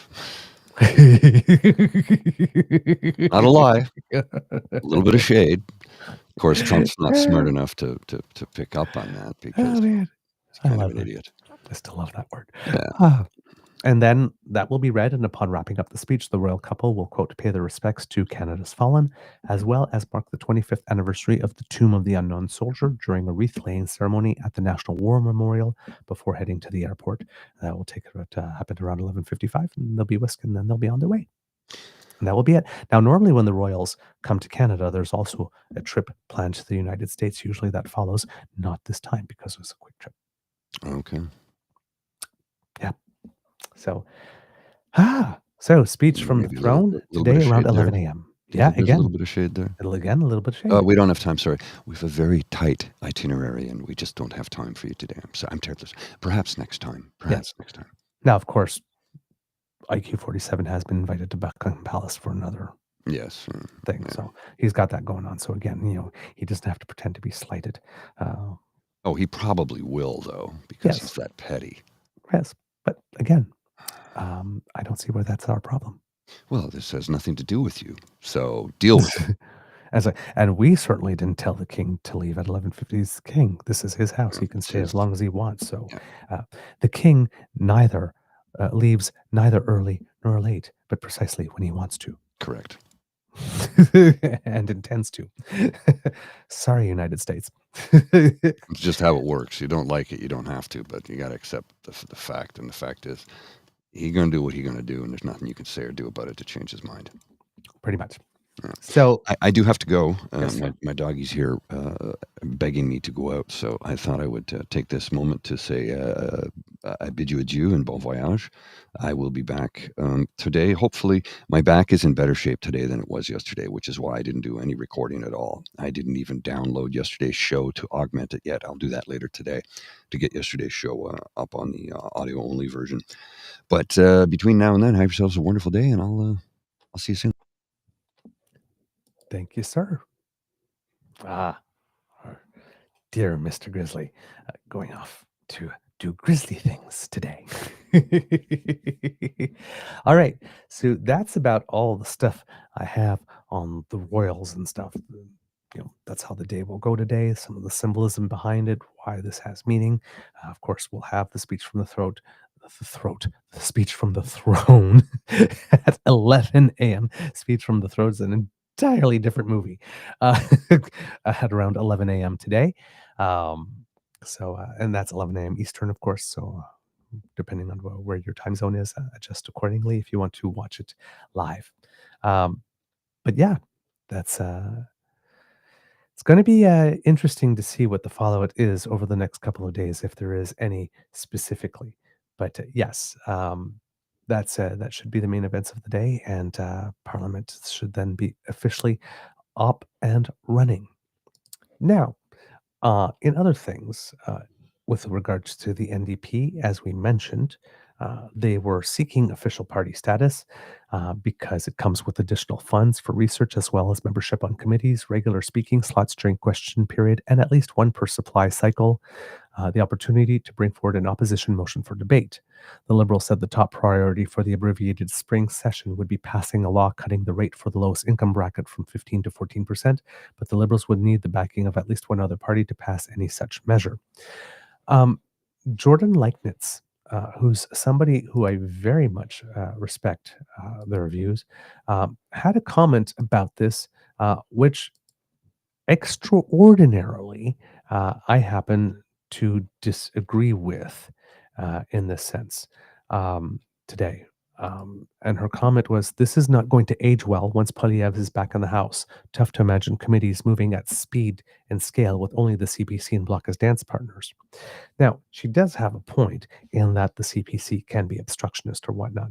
But the point here that she's trying to make is that, gee, if only you had given the 7 NDP members official party status, well, that would have really helped with speed and scale with regard to committees. Problem is that with only 7 NDP MPs, even with party status, there just aren't enough of them to unclock enough blockages, if someone wanted to put some in place, on enough committees to make speed and scale happen if the CPC chooses to obstruct. Not really worried about the Bloc. They have no real history of this behavior. But I don't think that there is actually feasibly a reality in which changing the law to afford party status to parties that elect 7 MPs only could have made such a material change in the operation of committees that speed and scale could be guaranteed in the face of a willing conservative obstruction of the process. So, nothing wrong with saying it. Clearly, it's a position that you can take, and yeah, of course, in this world, sometimes you got to work with what you got, and when you don't have much, you got to do so much with it, with so little. But in this particular instance, I don't see how giving the official party status would have been enough to overcome that if that was indeed the plan. However, given that they are not going to get it, Don Davies, who is the interim leader of the NDP, kind of pivots and changes his tune, according to Davis Legree of iPolitics. And by the way, big thanks to iPolitics and CBC for a lot of the data that we had and information going into what the order of the day and the symbolism is, because that's where we sourced a lot of this information. They've been incredible sources for that and recommended follows. Interim NDP leader Don Davies believes his party can still be relevant in the House of Commons even if they are not granted official party status. Only 7 new Democrat MPs were elected in last month's federal election, leaving the NDP short of the 12-seat threshold that parties must meet to qualify for official status, which determines who receives financial and organizational resources. Only officially recognized parties are able to sit on committees and receive regular speaking slots in question period. On Monday, Government House Leader Stephen McKinnon effectively shut the door on any notion that the NDP could negotiate an agreement to obtain official party status, emphasizing how the guidelines are established in legislation. However, Davies said, the current arithmetic in Parliament allows his party to have an outsized impact on parliamentary votes whether or not they obtain official party status. That is indeed true. Quote, in a minority parliament where the minority government has 169 seats and you need 3 for a majority, any party that has 7 seats obviously has the balance of power, Davies told reporters. I think we're going to be able to play a profoundly important role in this parliament. Now, again, where the NDP keeps on making this mistake when they're talking about balance of power, they keep on talking as if there's only one party that has the balance of power. And we're hearing a lot of this in our discourse. It's almost like they're treating the Bloc Québécois as a party that can't possibly hold the balance of power because they don't run candidates in all provinces. Again, as we need to keep on reminding people that like to frame things in these ways and like to discount the Bloc and their role and their weight in Parliament for whatever reason, or the right to even be there for any reason. In the riding come vote time, popular vote matters. once all the popular votes in each of the 343 little elections that we have that make it so that we have elected a parliament have taken place and are validated and are final, it's all about the seats, baby. It's all about the seats. It's not about how many you ran in. It's not about whether or not somebody thinks you should be considered a federal party because you only run in one province or not. You're a federal party if you run in a federal election and you're registered with Elections Canada, regardless of how many seats you run in. That's all it takes. That's literally the only requirement. So you have the Bloc Québécois there with 22 seats or so. They hold the balance of power too. They hold the balance of power too. Two parties hold balance of power, not just the NDP, but the NDP keeps on talking as if we're the party that holds the balance of power. You could all vote no to something. If the Bloc all votes yes, the bill passes. So while you do have a balance of power, because you do not have the balance of power, at least not exclusively and all to yourselves, which is probably another reason for which there was no desire to change the rules, because the Liberals know that, again, given certain circumstances, it is possible to work with the Bloc because the Bloc is not intentionally unreasonable and intentionally obstructionist, as other parties are. So the NDP has to get over that delusion that they are absolutely necessary and vital. Because so long as the Liberals can make deals with the Bloc, the NDP is just as relevant as the Conservatives are at the moment. So have to watch that attitude. Quote, Don Davies continues, as in every minority parliament, there's a real opportunity for us to push and promote progressive policies and hold this government to account in a way that you can't do in a majority parliament. Davies also said he will continue to work securing certain, quote, privileges only afforded to official parties, including committee spots, adding that there have been, quote, fruitful discussions with all the parties. And that, however, is true. Like this, parties can get together and negotiate amongst themselves certain budgets or positions or whatnot to include the New Democrats. And I'm sure that the Liberals might be more willing to push for that and be of help and assistance that way. Hence, probably fruitful discussions with all the parties. And it seems that there may be some conservative openness to allow that. Who knows? But if there's Bloc and there is Liberal agreement to that, it could be that would be enough. And even if the Conservatives objected, that wouldn't be enough to grant that type of those additional privileges to the party. So there is room between official party status and where they are now to grant some extra privilege so that the NDP can do more. And we'll see if other parties think that it's vital enough for the role of democracy for the NDP to have those specific privileges. So those things are yet to be discussed and negotiated. Last week, multiple Liberal and New Democrat strategists told iPolitics it could be a win-win scenario for the NDP to receive votes on standing committees, as the current makeup would give the Conservatives and Bloc Québécois combined voting majority, and therefore the ability to stall government legislation at the committee stage. Decisions with regard to the allocation of parliamentary resources are made by the House of Commons Board of Internal Economy, which will be shared by new House Speaker Francis Scarpellegia, though only official parties are given a seat. Now, again, while it is the reality that Conservatives and the Bloc could team up to obstruct certain things, it would have to be on an issue that the Bloc and the Conservatives agree on. And there's not a lot there, and the Bloc leader does not have much love for Pierre Poilièvre.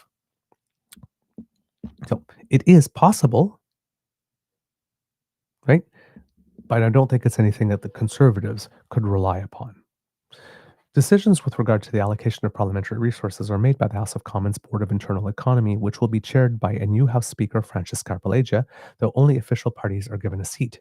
Davies said the committee has not yet been struck, but he believes there are legitimate reasons for the NDP to be granted certain provisions offered to other parties, adding that it has happened many times before in Canadian history. Quote, one of the arguments I've made is that we're a national party, he said. We've had 1.2 million Canadians vote for us, and it's important that we have the tools we need to function and discharge that responsibility. The NDP also lost official party status after the 1993 federal election when its caucus was reduced to 9 MPs, which was previously the party's worst electoral result. The NDP regained status in 1997 after winning 21 seats. So remains to be seen, but yes, it certainly could be helpful. And I know it sounds like I'm contradicting myself, to have some NDP MPs on these committees like this, but that still wouldn't make that the balance of power of the opposition parties versus the government on these committees would still be in favor of opposition parties because the Liberals got elected to a minority government. So do not necessarily have the majority on the committees. So again, because both, and again, it's that balance of power thing, because both the Bloc and the NDP have the balance of power. If the Liberals do have a good working relationship with the Bloc, well, then that makes it such that on the committees, again, as I was stating before, whether the NDP was there or not wouldn't make any difference to the ease of the passage of the bills. Right. About the only time that could make a difference is if on the same committee where there happened to be an NDP member present, because where the NDP member plus the Liberals would make the majority, would be the one vote that flips it. And the Bloc and the Conservatives did decide to obstruct together, but only in that particular situation. And I don't know how many committees, out of all the committees there are, 7 NDP MPs could sit on in total and be effective. I would assume that some might have to be doing double or triple duty if all the committees wanted to be covered. And I'm not sure, like I said, I'm not sure that that's really there. So they would have to be very strategic in which committees they were on. And then again, I don't know if they necessarily get to select which ones they're on. If that's a decision of everybody else, whether or not they'll allow them on it. Right? So that part of the process I'm not familiar with, but I can see a scenario where that's the case, right? Since they're not on the committees and they have to be voted on. So, well, we would like to be voted on that one. Oh, no, we don't want you on that one. But no, nothing to do with finance. But how about, our committee on endangered species? There, we'll give you a seat on that one, right? So there could also be games played there as to which committees they would be allowed to sit on and how effective they would be in that sense. So it's not that easy for the NDP to just say, put us on a couple of committees and we can make things go more smoothly.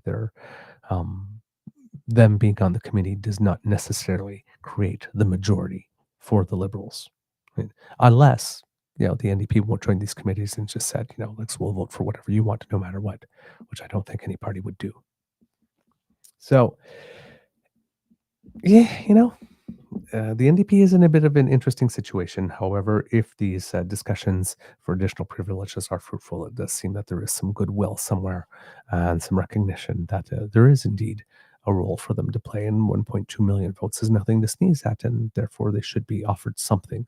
I would like to see them have something of some type. I personally wouldn't have minded had they had official party status. But if it does require change in legislation, I'm not sure I want to set the bar at being down to 7 permanently. And I guess technically one could write a law that it applies only for that it sunsets after 4 years or something. But I don't know. I just don't know. That's, again, you don't want to create legal precedent with a bad case. So that's probably also trying to be avoided here. All right. That's the sort of overall general stuff. The one little bit I wanted to bring about again is something that I was talking about a little bit yesterday, but I want to talk about it from a different perspective because we talked a little bit about what was going on in Gaza and that type of stuff. And there's the discussion about what's going on over there and what people can do over there, but there's the discussion about how it affects us here as well. And that discussion doesn't seem to happen as often. And something interesting happened over the course of the weekend and late last week, where one of the two major federal parties had something to say about certain issues. And another one had something to say about some of those issues, but was curiously mute about others. And nobody has actually asked them the question why that is yet. So we noticed it, and we would like to bring it to your attention here today. There was a tragedy that happened in the United States um, around, I think, is May 22nd or May 2011th. Pierre Poilièvre wrote about it. Said, I am heartbroken and outraged by the brutal murder of Yaron Lachinsky and Sarah Milgram in Washington, D.C. last night. These two innocent souls had lives of promise, lives that were cut short when they were targeted and killed simply because they were Jewish. Anti-Semitism is the world's most enduring form of hatred. We see it rear its ugly head close to home here in Canada as well, with violence, vandalism, and intimidation in our communities. We must speak the truth, stand with the Jewish community, and unite to erase this hatred from Canada and the entire world. May we honor Yaron and Sarah's memory by ensuring we do everything we can to stop this evil. And it was an absolutely horrendous event that should never, ever, ever happen anywhere. And the event is all the more tragic because it seems the two were a couple. And days before, Yaron had proposed. So it's a sad story all around. According to the BBC's Rachel Hagan and Gabriella Pomeroy, Yaron Lachinsky was preparing to propose to his girlfriend Sarah Milgram. He had just bought an engagement ring and had planned to ask on a trip to Jerusalem next week. But on Wednesday night in Washington, they were shot dead by a man who shouted, quote, "Free Palestine" outside the Capitol Jewish Museum as they left an event billed by organizers as a discussion of the Gaza crisis that aimed to turn pain into purpose. Their deaths have shocked colleagues at the Israeli embassy, sparked international outrage, and prompted Israeli leaders to blame rising hostility and anti-Semitism after Hamas attacked the country on the 7th of October 2023. The ambassador in Washington, Yechiel Leiter, paid tribute to the pair as a beautiful couple. Quote, they were to be engaged, he said. The young man purchased a ring this week with the intention of proposing to his girlfriend next week in Jerusalem. Sarah Milgram's father, Robert, said his family loved Mr. Lachinsky and that the couple were due to go to Israel on Sunday to meet his family. He told the BBC's U.S. partner, CBS News. Mr. Lachinsky, 28, worked in the embassy's political department, while Miss Milgram, 26, had been part of the public diplomacy department for a year and a half. He was a German-born Israeli citizen, served 3 years in the Israel Defense Forces, and held a master's degree in government diplomacy and strategy from Reichman University. He described himself on LinkedIn as quote, proud to call both Jerusalem and Nuremberg home, and as wanting to, quote, expand the circle of peace with our Arab neighbor. Friends told the BBC that Mr. Lachinsky was a Christian with great belief in Israel. Jenny Haveman from Run on Israel said that he was a nice, modest, calm, and friendly man, quote, a part of Christian Zionist group, and he was very into bringing Germans and Israelis together. Ronan Chauvel, another friend, described him as a, quote, very devout Christian who has moved from Israel to Germany. Many people wanted to understand his background. He was a serious Christian believer. Sarah Milgram, quote, loves Israel and she loved everybody that lived in the Middle East, her father Robert said. She spent several summers in Israel working with Palestinian and Israeli groups to bring them together, including with Tech to Peace, an advocacy group training young Palestinians and Israelis and promoting dialogue between them. Quote, she had a lot of close Palestinian friends as well as many Israeli friends, he said. Tech to Peace said Miss Milgram was an active volunteer who brought people together with empathy and purpose. Quote, her dedication to building a better future was evident in everything she did, it said.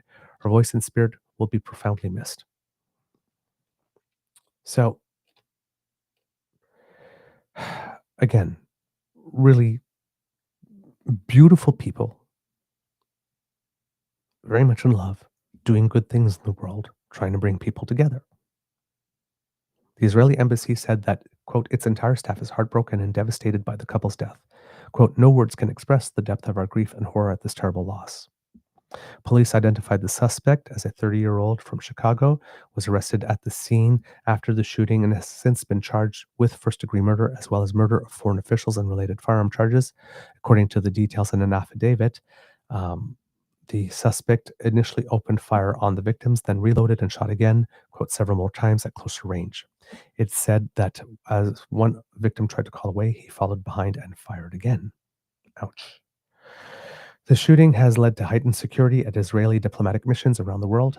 The deaths come as the war in Gaza enters its 19th month. The suspect is in custody, is being questioned over Mr. Lachinsky and Miss Milgram's death. The suspect, based on last name, does not seem to be a member of an Arab community. So, the leader of the opposition sees this tragedy, draws attention to it, and I have problems with this because not that nobody should see a tragedy, but this particular leader of the opposition has a tendency to exploit tragedy, no matter where it is, for partisan purpose.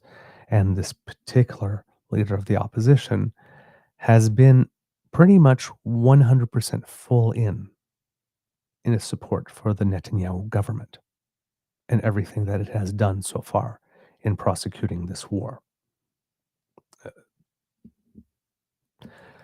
He is the only party leader to routinely express 100% unconditional support to the Netanyahu government, and also interpreting any questioning of the manner in which the Netanyahu government is choosing to prosecute this war as being some type of affront.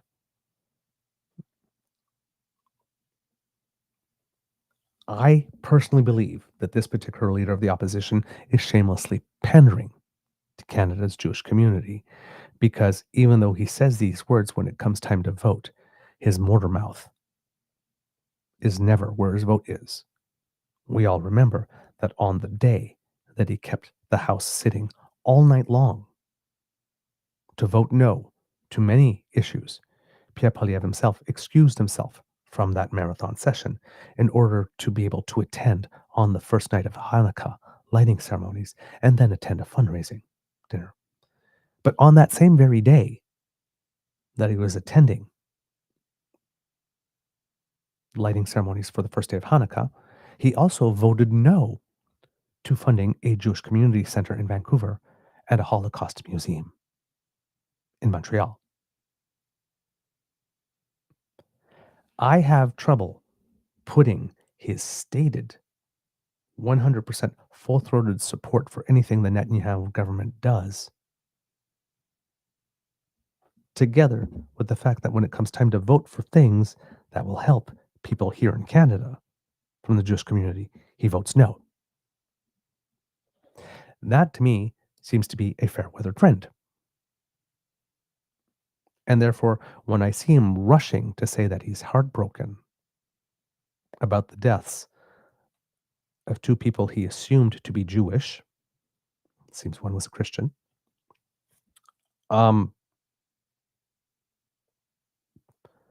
it seems to me he's once again exploiting their deaths for political purposes, but that's not very sincere.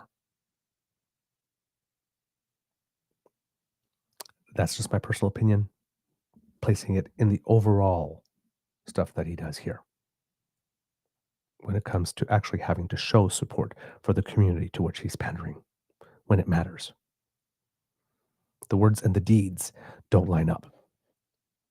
Now, the Prime Minister also had some things to say about this event, because it is an important international event. It affects allies. It happened on the soil of a very, very important ally who, unfortunately, we may not be able to trust as much as we used to. But it also happened to people who were working with the embassy of another very important ally.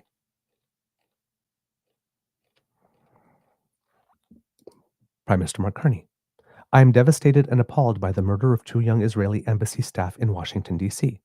This was a targeted attack against the Jewish community, a violent act of anti-Semitism. The hate is intolerable, and I condemn it in the strongest terms. My prayers are with her Yaron and Sarah, their grieving loved ones, and the entire Jewish community. We cannot look away from the power of anti-Semitism and its radicalization. We must keep Jewish Canadians safe. To that end, Canada's new government will fight the horrifying rise in hate and protect our communities. We'll increase funding to the Canada Community Security Program and introduce legislation that will make it a criminal offense to intentionally and willfully obstruct access to any place of worship, schools, and community centers, and a criminal offense to willfully intimidate or threaten those attending services at these locations.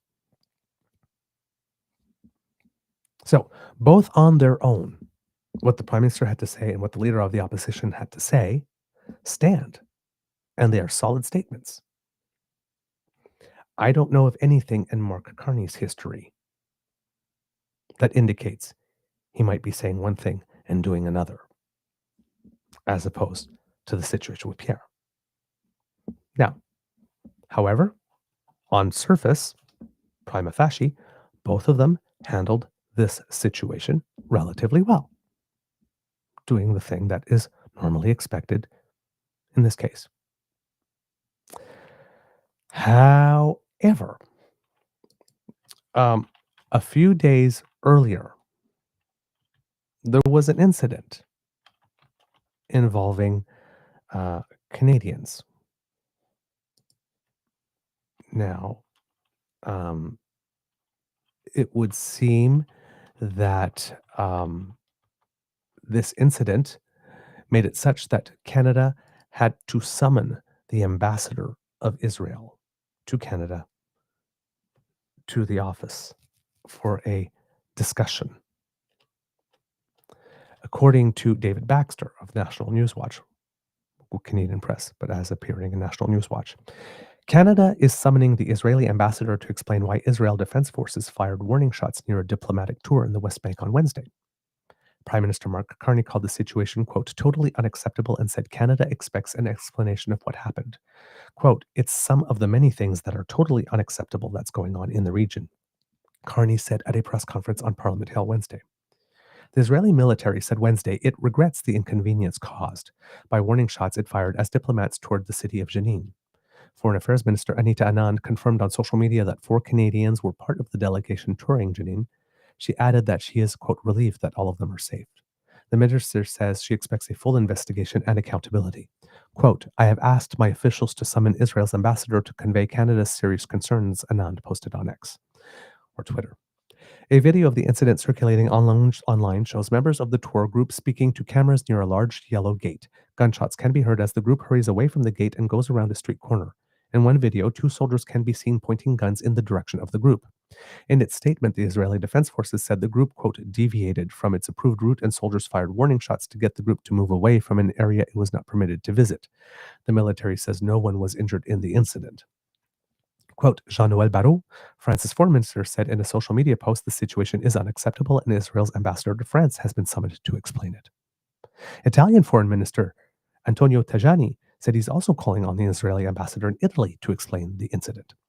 Israel's army said it launched an inquiry into what happened and will speak with the affected diplomats to update them on the findings. Former Canadian diplomat Colin Robertson said that when diplomats go to observe a combat area, their safety is not guaranteed. Quote, things happen which certainly are not probably intentional on the part of the Israeli government, but these things have happened in the past. We've had Canadian observers killed, for example, when we were doing peace monitoring in Vietnam and other situations, he said.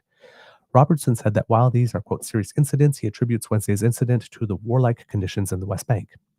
In a joint statement issued earlier this week, Prime Minister Mark Carney, British Prime Minister Keir Starmer, and French President Emmanuel Macron threatened to impose, quote, targeted sanctions on Israel in response to its renewed military offensive in Gaza and the, quote, wholly inadequate amount of food aid allowed into the enclave.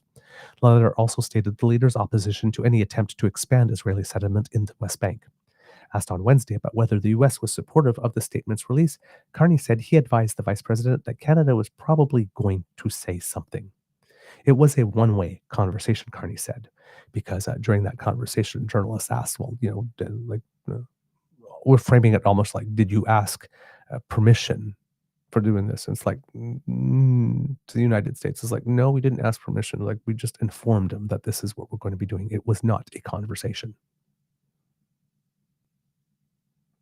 Prime Minister pretty firm there. Carney said the purpose of the statement is for Israel to ensure that adequate humanitarian aid gets to Gaza. He said in French that it's up to the Israeli government to act. On Tuesday, the UK issued sanctions against what it said were 3 individuals, 2, quote, illegal settler outposts, and 2 organizations, quote, supporting violence against Palestinian communities in the West Bank. While Britain also paused negotiations with Israel on a new trade deal, goods continue to flow between the two countries. Robertson said he expects to see Canada issuing more declarations along European allies in the future. Carney has said Canada needs to stand on its own now that relations with the U.S. have soured over President Donald Trump's tariffs and calls for Canada's annexation. Canada has sanctioned people and individuals for extremist settler violence against Palestinians in the West Bank in the past. The most recent round of sanctions was announced in September of last year. Trump was asked Wednesday if he planned to speak with Israeli Prime Minister Benjamin Netanyahu about Israeli military operations in Gaza and mounting international pressure for a ceasefire. The president did not respond to the question. Robertson said he'd be surprised if the U.S. was not aware in advance that the joint statement from Canada, the UK, and France was going to be released. Quote, much of foreign policy, particularly with the United States, is conducted on the premise of no surprises, and that's what you do with your allies. You let them know what you're doing, he said. I think you're going to see more of Canada taking a kind of strategically pragmatic approach to foreign policy and no longer moving completely in tandem with what has been our closest ally and partner in the United States. In a social media post late Monday, Netanyahu accused the leaders of Canada, France, and the UK of, quote, offering a huge prize for the genocidal attack on Israel on October 7th, while inviting more such atrocities. Hamas, which is listed as a terrorist entity in Canada, welcomed the letter in an online statement Tuesday, calling it a significant step in the right direction. Now, there's a lot going on here.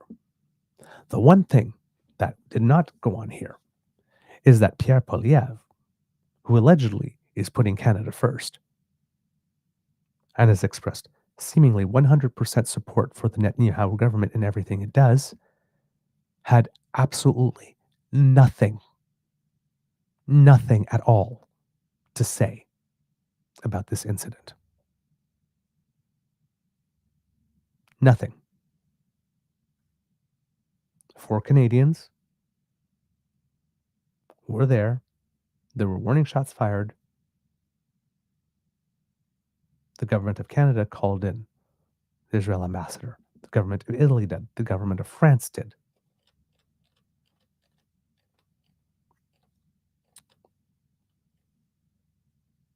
They all thought it was important enough to say something. But the leader of the opposition had absolutely nothing to say at all on the issue of warning shots being fired around 4 Canadians. That doesn't strike me as someone who plans to stand up for Canada. That doesn't strike me as someone who puts Canada first. Is a glaring omission. And nobody's been reporting on it. Now, with regard to the letter, the joint statement, if you would call it, of rebuke with regard to Israel for what has been happening with the war itself. So re-prosecuting it, and Israel has made a statement that it would like to seize complete control over the territory, which is not going over very well in international circles. I don't think any of Israel's allies had given allyship for the purposes of them seizing complete control of the area. And they, I don't think they were on board for just standing by and watching people being starved to death. So they had some stuff to say about that. And this is what the joint statement with leaders of the UK and France stated. Quote, "We strongly oppose the expansion of Israel's military operations in Gaza. The level of human suffering in Gaza is intolerable. Yesterday's announcement that Israel will allow a basic quantity of food into Gaza is wholly inadequate. We call on the Israeli government to stop its military operations in Gaza and immediately allow humanitarian aid to enter Gaza. This must include engaging with the UN to ensure a return to delivery of aid in line with humanitarian principles. We call on Hamas to release immediately the remaining hostages they have so cruelly held since 7th of October 2023. The Israeli government's denial of essential humanitarian assistance to the civilian population is unacceptable and risks breaching international humanitarian law. We condemn the abhorrent language used recently by members of the Israeli government, threatening that, in their despair at the destruction of Gaza, civilians will start to relocate. Permanent forced displacement is a breach of international humanitarian law. Israel suffered a heinous attack on October 7th. We have always supported Israel's right to defend itself against terrorism, but this escalation is wholly disproportionate. We will not stand by while the Netanyahu government pursues these egregious actions. If Israel does not cease the renewed military offensive and lift its restrictions on humanitarian aid, we will take further concrete actions in response. We oppose any attempt to expand settlements in the West Bank. Israel must halt settlements which are illegal and undermine the viability of a Palestinian state and the security of both Israelis and Palestinians. We will not hesitate to take further action, including targeted sanctions. We strongly support the effort led by the United States, Qatar, and Egypt to secure an immediate ceasefire in Gaza. It is a ceasefire, the release of all remaining hostages, and a long-term political solution that offer the best hope of ending the agony of the hostages and their families, alleviating the suffering of civilians in Gaza, ending Hamas's control of Gaza, and achieving a pathway to a two-state solution consistent with the goals of the 18 June conference in New York, co-chaired by Saudi Arabia and France. These negotiations need to succeed, and we must all work towards the implementation of a two-state solution, which is the only way to bring long-lasting peace and security that both Israelis and Palestinians deserve and ensure long-term stability in the region. We will continue to work with the Palestinian Authority, regional partners, Israel, and the United States to finalize consensus on arrangements for Gaza's future, building on the Arab Plan. We affirm the important role of the high-level two-state solution conference at the UN in June in building international consensus around this aim, and we are committed to recognizing a Palestinian state as a contribution to achieving a two-state solution and are prepared to work with others to this end." That was the statement. In response to that statement, Pierre Poilièvre decided that this was a good time to attack the government of Canada. So we have a situation where warning shots were fired. 4 Canadian members or staff of our diplomatic corps there were in the area when the shots were fired, and a leader of the opposition who says nothing, where we have a prime minister that says this is unacceptable and one of many unacceptable things that have happened recently. Then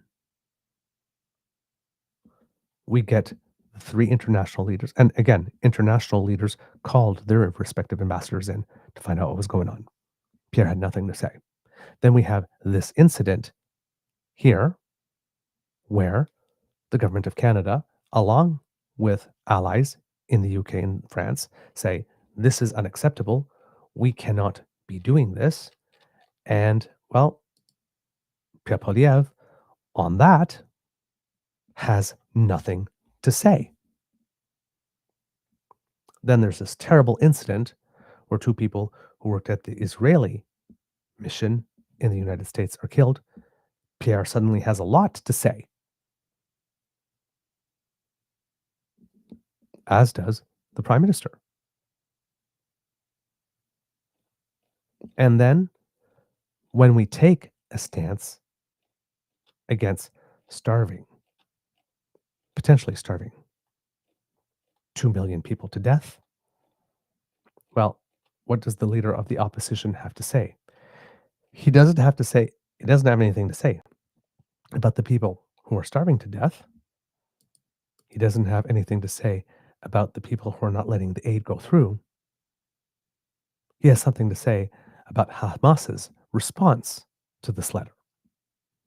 And then Pierre goes, the Hamas terrorists have just thanked Mark Carney for his recent statement on Israel. When terrorist groups like Hamas say your actions, quote, are a significant step in the right direction, that means they are not. Threatening Israel with sanctions and, quote, further concrete actions while a terrorist group on their borders hold their citizens hostage and refuse to stop attacking Israel is wrong. This war can end tomorrow if Hamas hands over the remaining hostages, lays down their weapons, and surrenders. That's a lot of ifs. This war can end tomorrow if the other side just capitulates. Okay. And what's your plan for that? Right? Conservatives will always stand for Israel's right to exist and defend itself. Again, conservatives will always stand for Israel's right, not Canadians, only conservatives. Again, that shameless pandering to the community he does nothing for when it comes time to actually vote. That's who we have as the leader of the opposition. This is a wholly unserious position that doesn't take into account anything other than 100% unconditional support for the Netanyahu government. And that's it. That's the only thing. This is not good. This is not good. And what happened here is that Pierre conflated two statements, because there was a statement of condemnation for how the war is being prosecuted. But then there was another joint statement, and this one didn't get much play.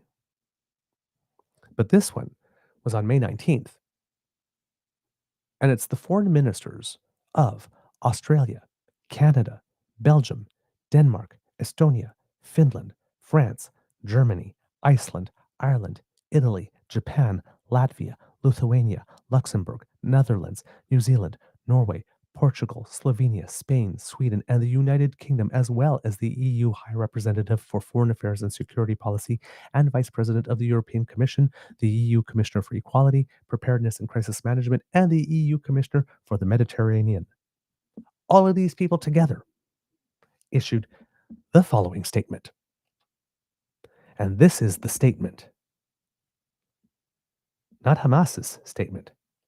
This is here, the statement that Pierre is saying is the horrible one. Not the one that I just read before. This one. He's conflating both of them. Now, I want you to remember the list of all those nations, because if Pierre was prime minister and said those same things,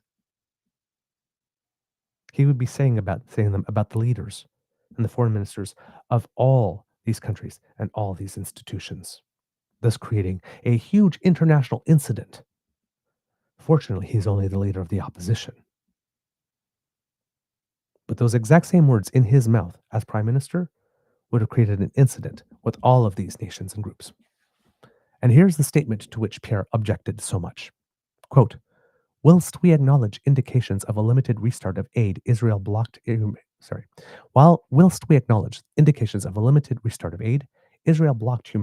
aid entering Gaza for over 2 months. Foods, medicines, and essential supplies are exhausted. The population faces starvation. Gaza's people must receive the aid they desperately need. Quote, prior to the aid block, the UN and humanitarian NGOs delivered aid into Gaza, working with great courage at the risk of their lives and in the face of major access challenges imposed by Israel. These organizations subscribe to upholding humanitarian principles, operating independently with neutrality, impartiality, and humanity. They have the logistical capacity, expertise, and operational courage to deliver assistance across Gaza to those who need it most. Quote, Israel's security cabinet has reportedly approved approved a new model for delivering aid into Gaza, which the UN and our humanitarian partners cannot support. They are clear that they will not participate in any arrangements that does not fully respect the humanitarian principles. Humanitarian principles matter for every conflict around the world and should be applied consistently in every war zone. The UN has raised concerns that the proposed model cannot deliver aid effectively at the speed and scale required. It places beneficiaries and aid workers at risk, undermines the role and independence of the UN and our trusted partners, and links humanitarian aid to political and military objectives. Humanitarian aid should never be politicized, and Palestinian territory must not be reduced or nor subjected to any demographic change. As humanitarian donors, we have two straightforward messages for the government of Israel.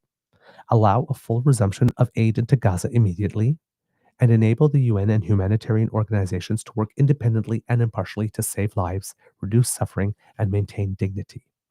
We remain committed to meeting acute needs we see in Gaza. We also reiterate our firm message that Hamas must immediately release all remaining hostages and allow humanitarian assistance to be distributed without interference. It is our firm conviction that an immediate return to a ceasefire and working towards the implementation of a two-state solution are the only way to bring peace and security to Israelis and Palestinians and ensure long-term stability for the whole region. This is the statement to which Hamas reacted and said was a step in the right direction.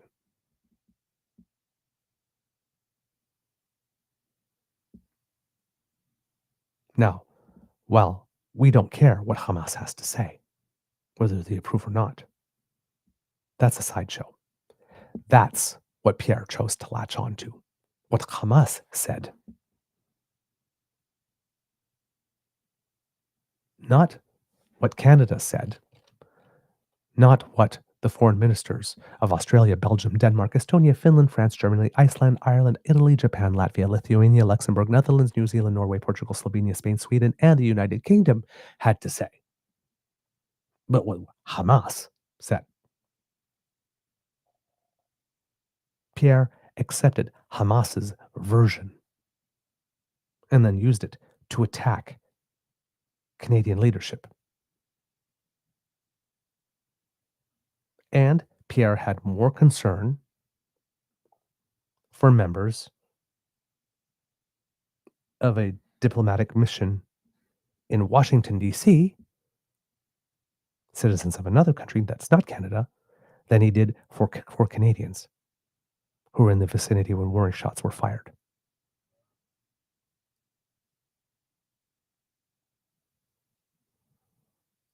I'm not impressed with that. I'm not impressed with that. I think it's an extremely bad look for the leader of the opposition to be attacking his own country and not developing a sudden case of very convenient mutism when shots are fired around Canadian diplomats.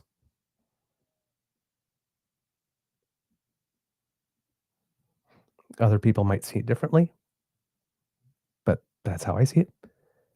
And when I see the leader of the opposition attacking Canada, showing no regard for Canadians,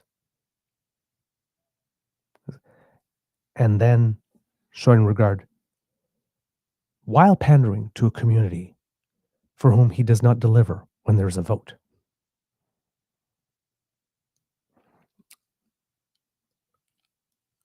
I do not understand why this behavior has not been singled out, because this leader of the opposition is clearly not a friend to any Canadian Muslim. But we knew that based on the party's past positions on a barbaric cultural practices snitch line and on citizenship ceremonies, and their unwillingness to stand for Canadian citizens in the province of Quebec who are denied equal access to employment because they might wear a religious symbol on their head. And in the case of that law, again, Jewish men who wear a yarmulke would be affected. So Pierre's not standing up for them.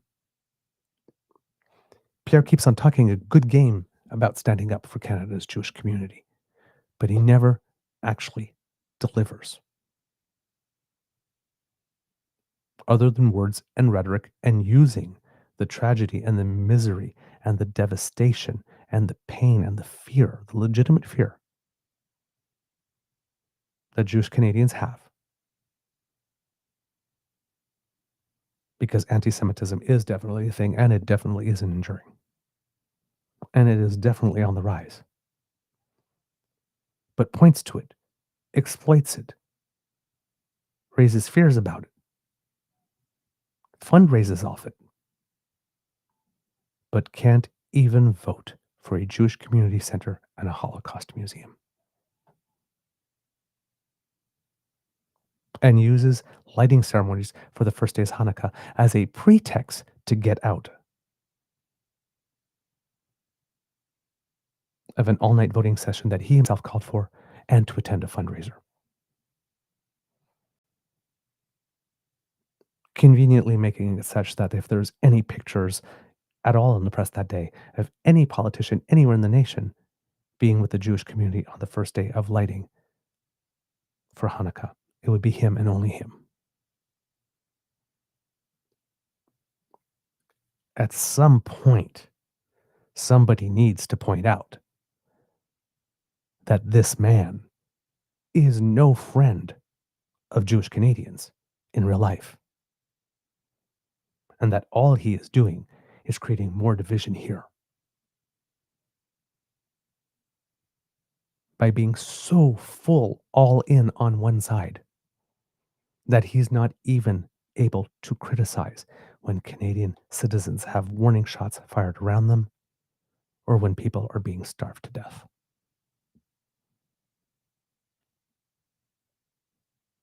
I do not understand how this man keeps on getting a free pass. And I'm not saying to excuse the government. I'm not saying that the government's doing everything right on this. I'm looking specifically at him. How he stands up for Canada, how he stands up for Canadians, and how he stands up for the members of the community he says he stands for. When it comes time to move from just rhetoric that gets caught on TV and actually vote.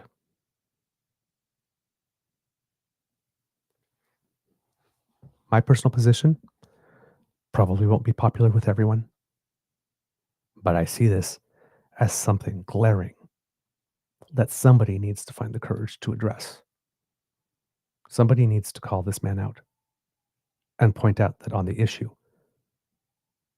of supporting Canada's Jewish community and being against anti-Semitism in real life, he does not walk his talk. Pierre Poilièvre just does not. So, King, Joker, Jesters, and Fools. The ambassador of the United States to Canada telling us when it is that we should move on. The Conservatives pulling their MPs from the Speaker's race while claiming Liberals try to rig everything so they get to control everything. Conservatives attacking Canada, having worse words to say about Canada than they have to say about Hamas. And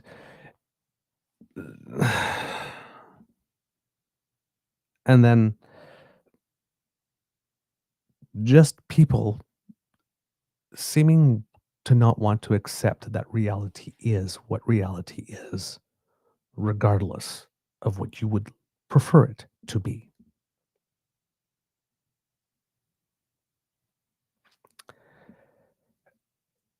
Listen, I'm still waiting on that learning and growing and changing that was promised. I don't see it. I just don't see it happening. And as long as this man is the leader of this party, they are not going to change.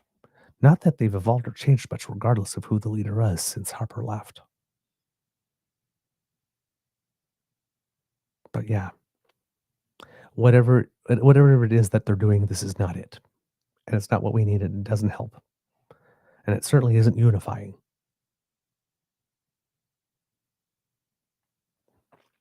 I don't know what the solution is. I don't know. But I know that it is summarily unhelpful to have someone who will not allow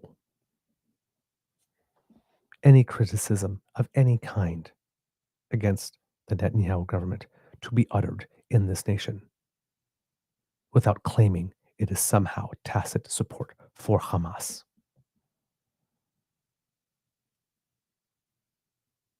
That seems to be the conservative strategy at the moment. It is not the strategy of a serious party that should be granted authority to have leadership and power over anyone in this country.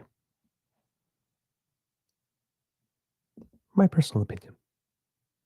All right, kids and cubs, that's the end of this episode of the Daily Beaver Morning Show. We hope that you love listening to us because we loved making this for you. Remember, sharing is caring and word of mouth is priceless. So please tell your peeps and poops all about us.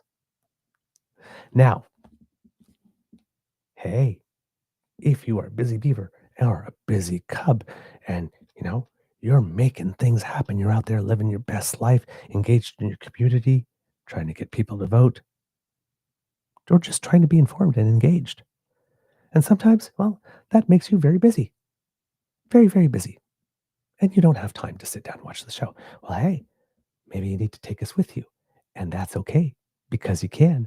Because, hey, we're portable. Ding, right there. If you scan that QR code, the Ray Girl, who sponsors our pod page, makes it possible for you to put us in your ears when you have to go. Just scan that QR code, and that will bring you to podpage.com/thetruenortheagerbeaver with a hyphen between each one of those words. And when you go there and click on subscribe, when we have something fresh off the bandwidth, boom, comes directly to you. It's that easy. That's all you got to do. Click subscribe. We come to you. Now, if you would like to help us in other ways, grab your surfboard and come on down to the True North Eager Beaver Media Incorporated YouTube page. We have buttons for you to smash with. Like, share, and subscribe. Kits, Elaine, and Cassie would definitely approve. So come on over. Give us a little tickle. It gets us some happy, and it helps us with the algorithm. Thank you so very much. If you would like to help us in other ways, we have our coffee page. That's an absolutely beautiful place that you can go to show an enthusiastic expression of encouragement to your favorite beaver or grizzly if you like what we do and you would like us to do more. A little bit of change in the emergency hydration fund. Helps a lot. It keeps us going, helps us improve the show, keeps your beaver moist. Very, very important. And it helps us being able to continue to produce this and deliver this to you 5 days a week, plus some bonus material every now and then. All right. So thank you so much for your support and encouragement, and to all those who have done so over the recent past. Thank you so very much. Every dollar goes back into the show, helps make it better for all of you. And we thank you so very much for everything that you do on that front to help us. All right. Let's see what else we got for you. We like to hear from you. So why not write to us? TrueNorthEagerBeaver@gmail.com is our email address. It's where you can also send a direct transfer if you want to support us and don't want to have anything to do with the USC Tech Bros. But if you want to let us know what you think about the show, good, bad, ugly, be gentle. We are sensitive creatures. Or if you have some guest suggestions, or, for example, if you would like to participate in our Q&A show and you have a question about politics that you would like us to answer or how the show runs, all of it, it's good. TrueNorthEagerBeaver@gmail.com. That's where you send it. And if you want to communicate with us through our socials, @TrueEager, at the Blue Sky Beaver Lodge, on the Jitter, that's where you can reach us. Our Facebook page, which is our original home on the web, True North Eager Beaver. Or if you are listening on our YouTube channel, either live with the best damn fab in all of podcasting, or a little later, boom, right down here in the comment section. Just leave us a little something. We read absolutely everything, even though we're not able to get back to everyone. And again, all of your comments, just like your expressions of encouragement, get put back into the show, and we use it to improve and help make the product even better, increase the quality so that it responds to your needs and your expectations. So there you go, kids and cubs. Thank you for all that you are able to do for us. We really do support. We really do appreciate it. And remember, as we always say, if you're not able to contribute financially, the gifts of your attention and participation are the ones that matter the most to us. So please do not worry. Just keep on showing up and sharing our material with a little comment. If you're listening to us on Apple Podcasts, leave us some stars and reviews. All of these things help get the word out, and we are grateful for everything that you do to help us because, trust me, with just us two here, we would not get this far without all the individual little actions that each of you are doing to promote the show and let people know that that we've got good stuff. And I'd like to give a particular shout out to the Kits and Cubs who took it upon themselves to communicate with Mr. Tom Lukasik to ask him whether or not he would establish contact with us because somehow we had been blocked. And it seems that the lines of communication based on that have been reopened. So hopefully that will help us meet your request to have him as a guest on our show to be able to talk about everything that's going on in Alberta and his move to do democracy by being the first in line to present a potential referendum question under the new law, and the other things that he's been doing also, because he's been very much denouncing what's been going on with corrupt care and the UCP government even before all of this. So, and he is ideologically more on the conservative side of the spectrum. So we'd also like to have him on the show to show exactly that, even though Mr. Grizzly and I do identify as center or center left or a little more progressive, that we can have, and we've had this before, conversations with conservatives that are constructive on things that we actually do agree upon, and even constructive conversations on things we may disagree upon, because there are good conservatives, and we do need a very healthy, we'd like to say progressive conservative option, but however it would like to define itself, a healthy option that is run by sane people who actually have the best interest in Canada at heart. Even though we might not agree with how we get there, there's no doubt that they actually do have the best interest of Canada at heart. There needs to be a solid, healthy, stable group like that. Because we do need a clash of ideas. That is good. Conflict in and of itself is not necessarily bad. Confrontation isn't necessarily bad if the result of it is something even better than all sides participating came in with. Conflict and confrontation can create the environment for that if the people in the environment are mature and responsible. Not necessarily a bad thing. So hopefully there will be more people like Mr. Lukasik. We saw Mr. Guthrie make some claims and then be booted from his caucus. But there are people out there.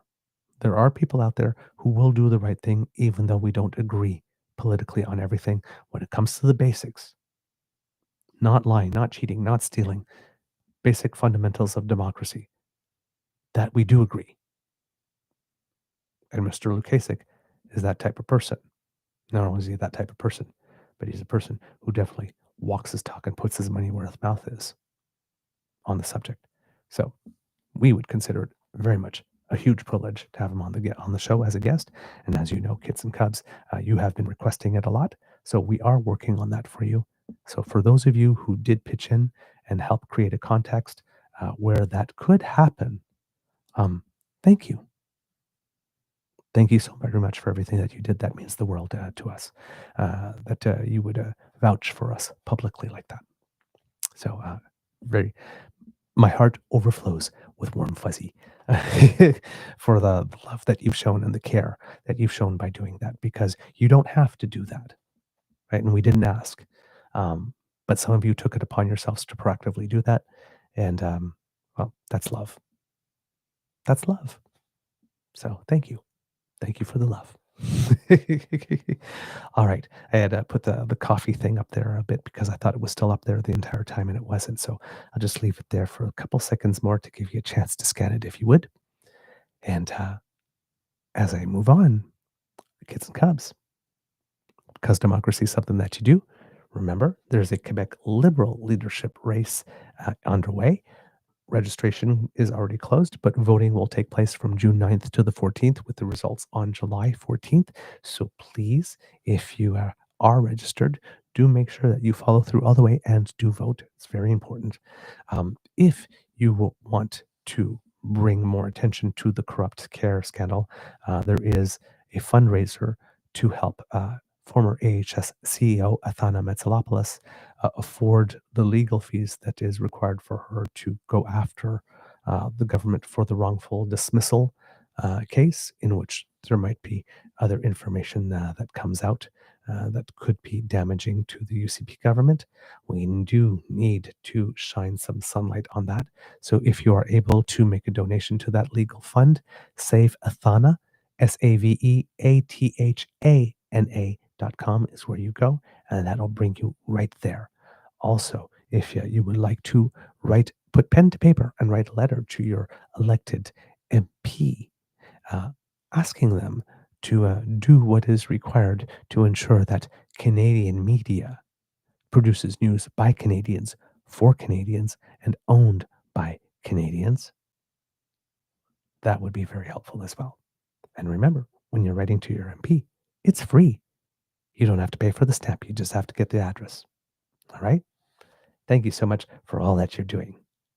Words of wisdom. You know what? My words of wisdom today are pretty simple. If there is going to be suckage, surrender to the fact that there is going to be suckage. And then choose the attitude with which you are going to allow said suckage to just wash over you. And then live your merry life. Those are my words of wisdom. All right, kids and cubs, it could be a tough world out there. So please be kind to and gentle with yourself. Really important. Right? Self-care always comes first. Now, it's time for the audience participation. On 3, can I please hear all of you simultaneously in your most beautiful and melodic voices say, Mr. Beaver, please cue the cock in 1, 2, 3. Oh my. Ooh, there's some harmony there too.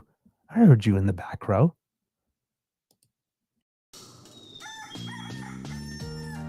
You are listening to a True North Eager Beaver Media Incorporated podcast. The True North Eager Beaver podcasts are proudly brought to you by our founding sponsors, the Misfit Mysteries from Corvid Moon Publishing, your source for science fiction, fantasy, and cozy mysteries featuring a broad diversity of characters, CanadianTarot.com, their uniquely Canadian online eclectic tarot community, and the Pepper Master, hot pepper sauces made from farm-fresh ingredients to thrill your taste buds and expand your mind. We are grateful to the Crier Media Network for its support, Pete Jarvis for our artwork, and Paul Joseph Something for our opening and closing sequence music.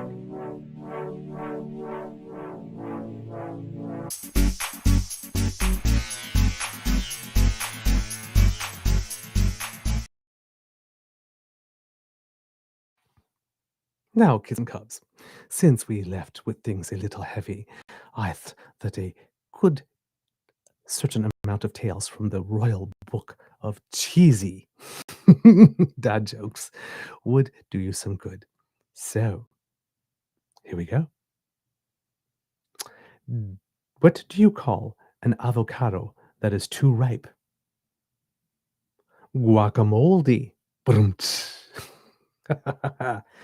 What do you call pasta that can't hold its liquor? Really? A drunken noodle. Ah. That's all I got for you today, kids and cubs. As we give the royal wave, turn, turn, turn, Turn, turn, turn. Go out and have yourselves a most beaverific day.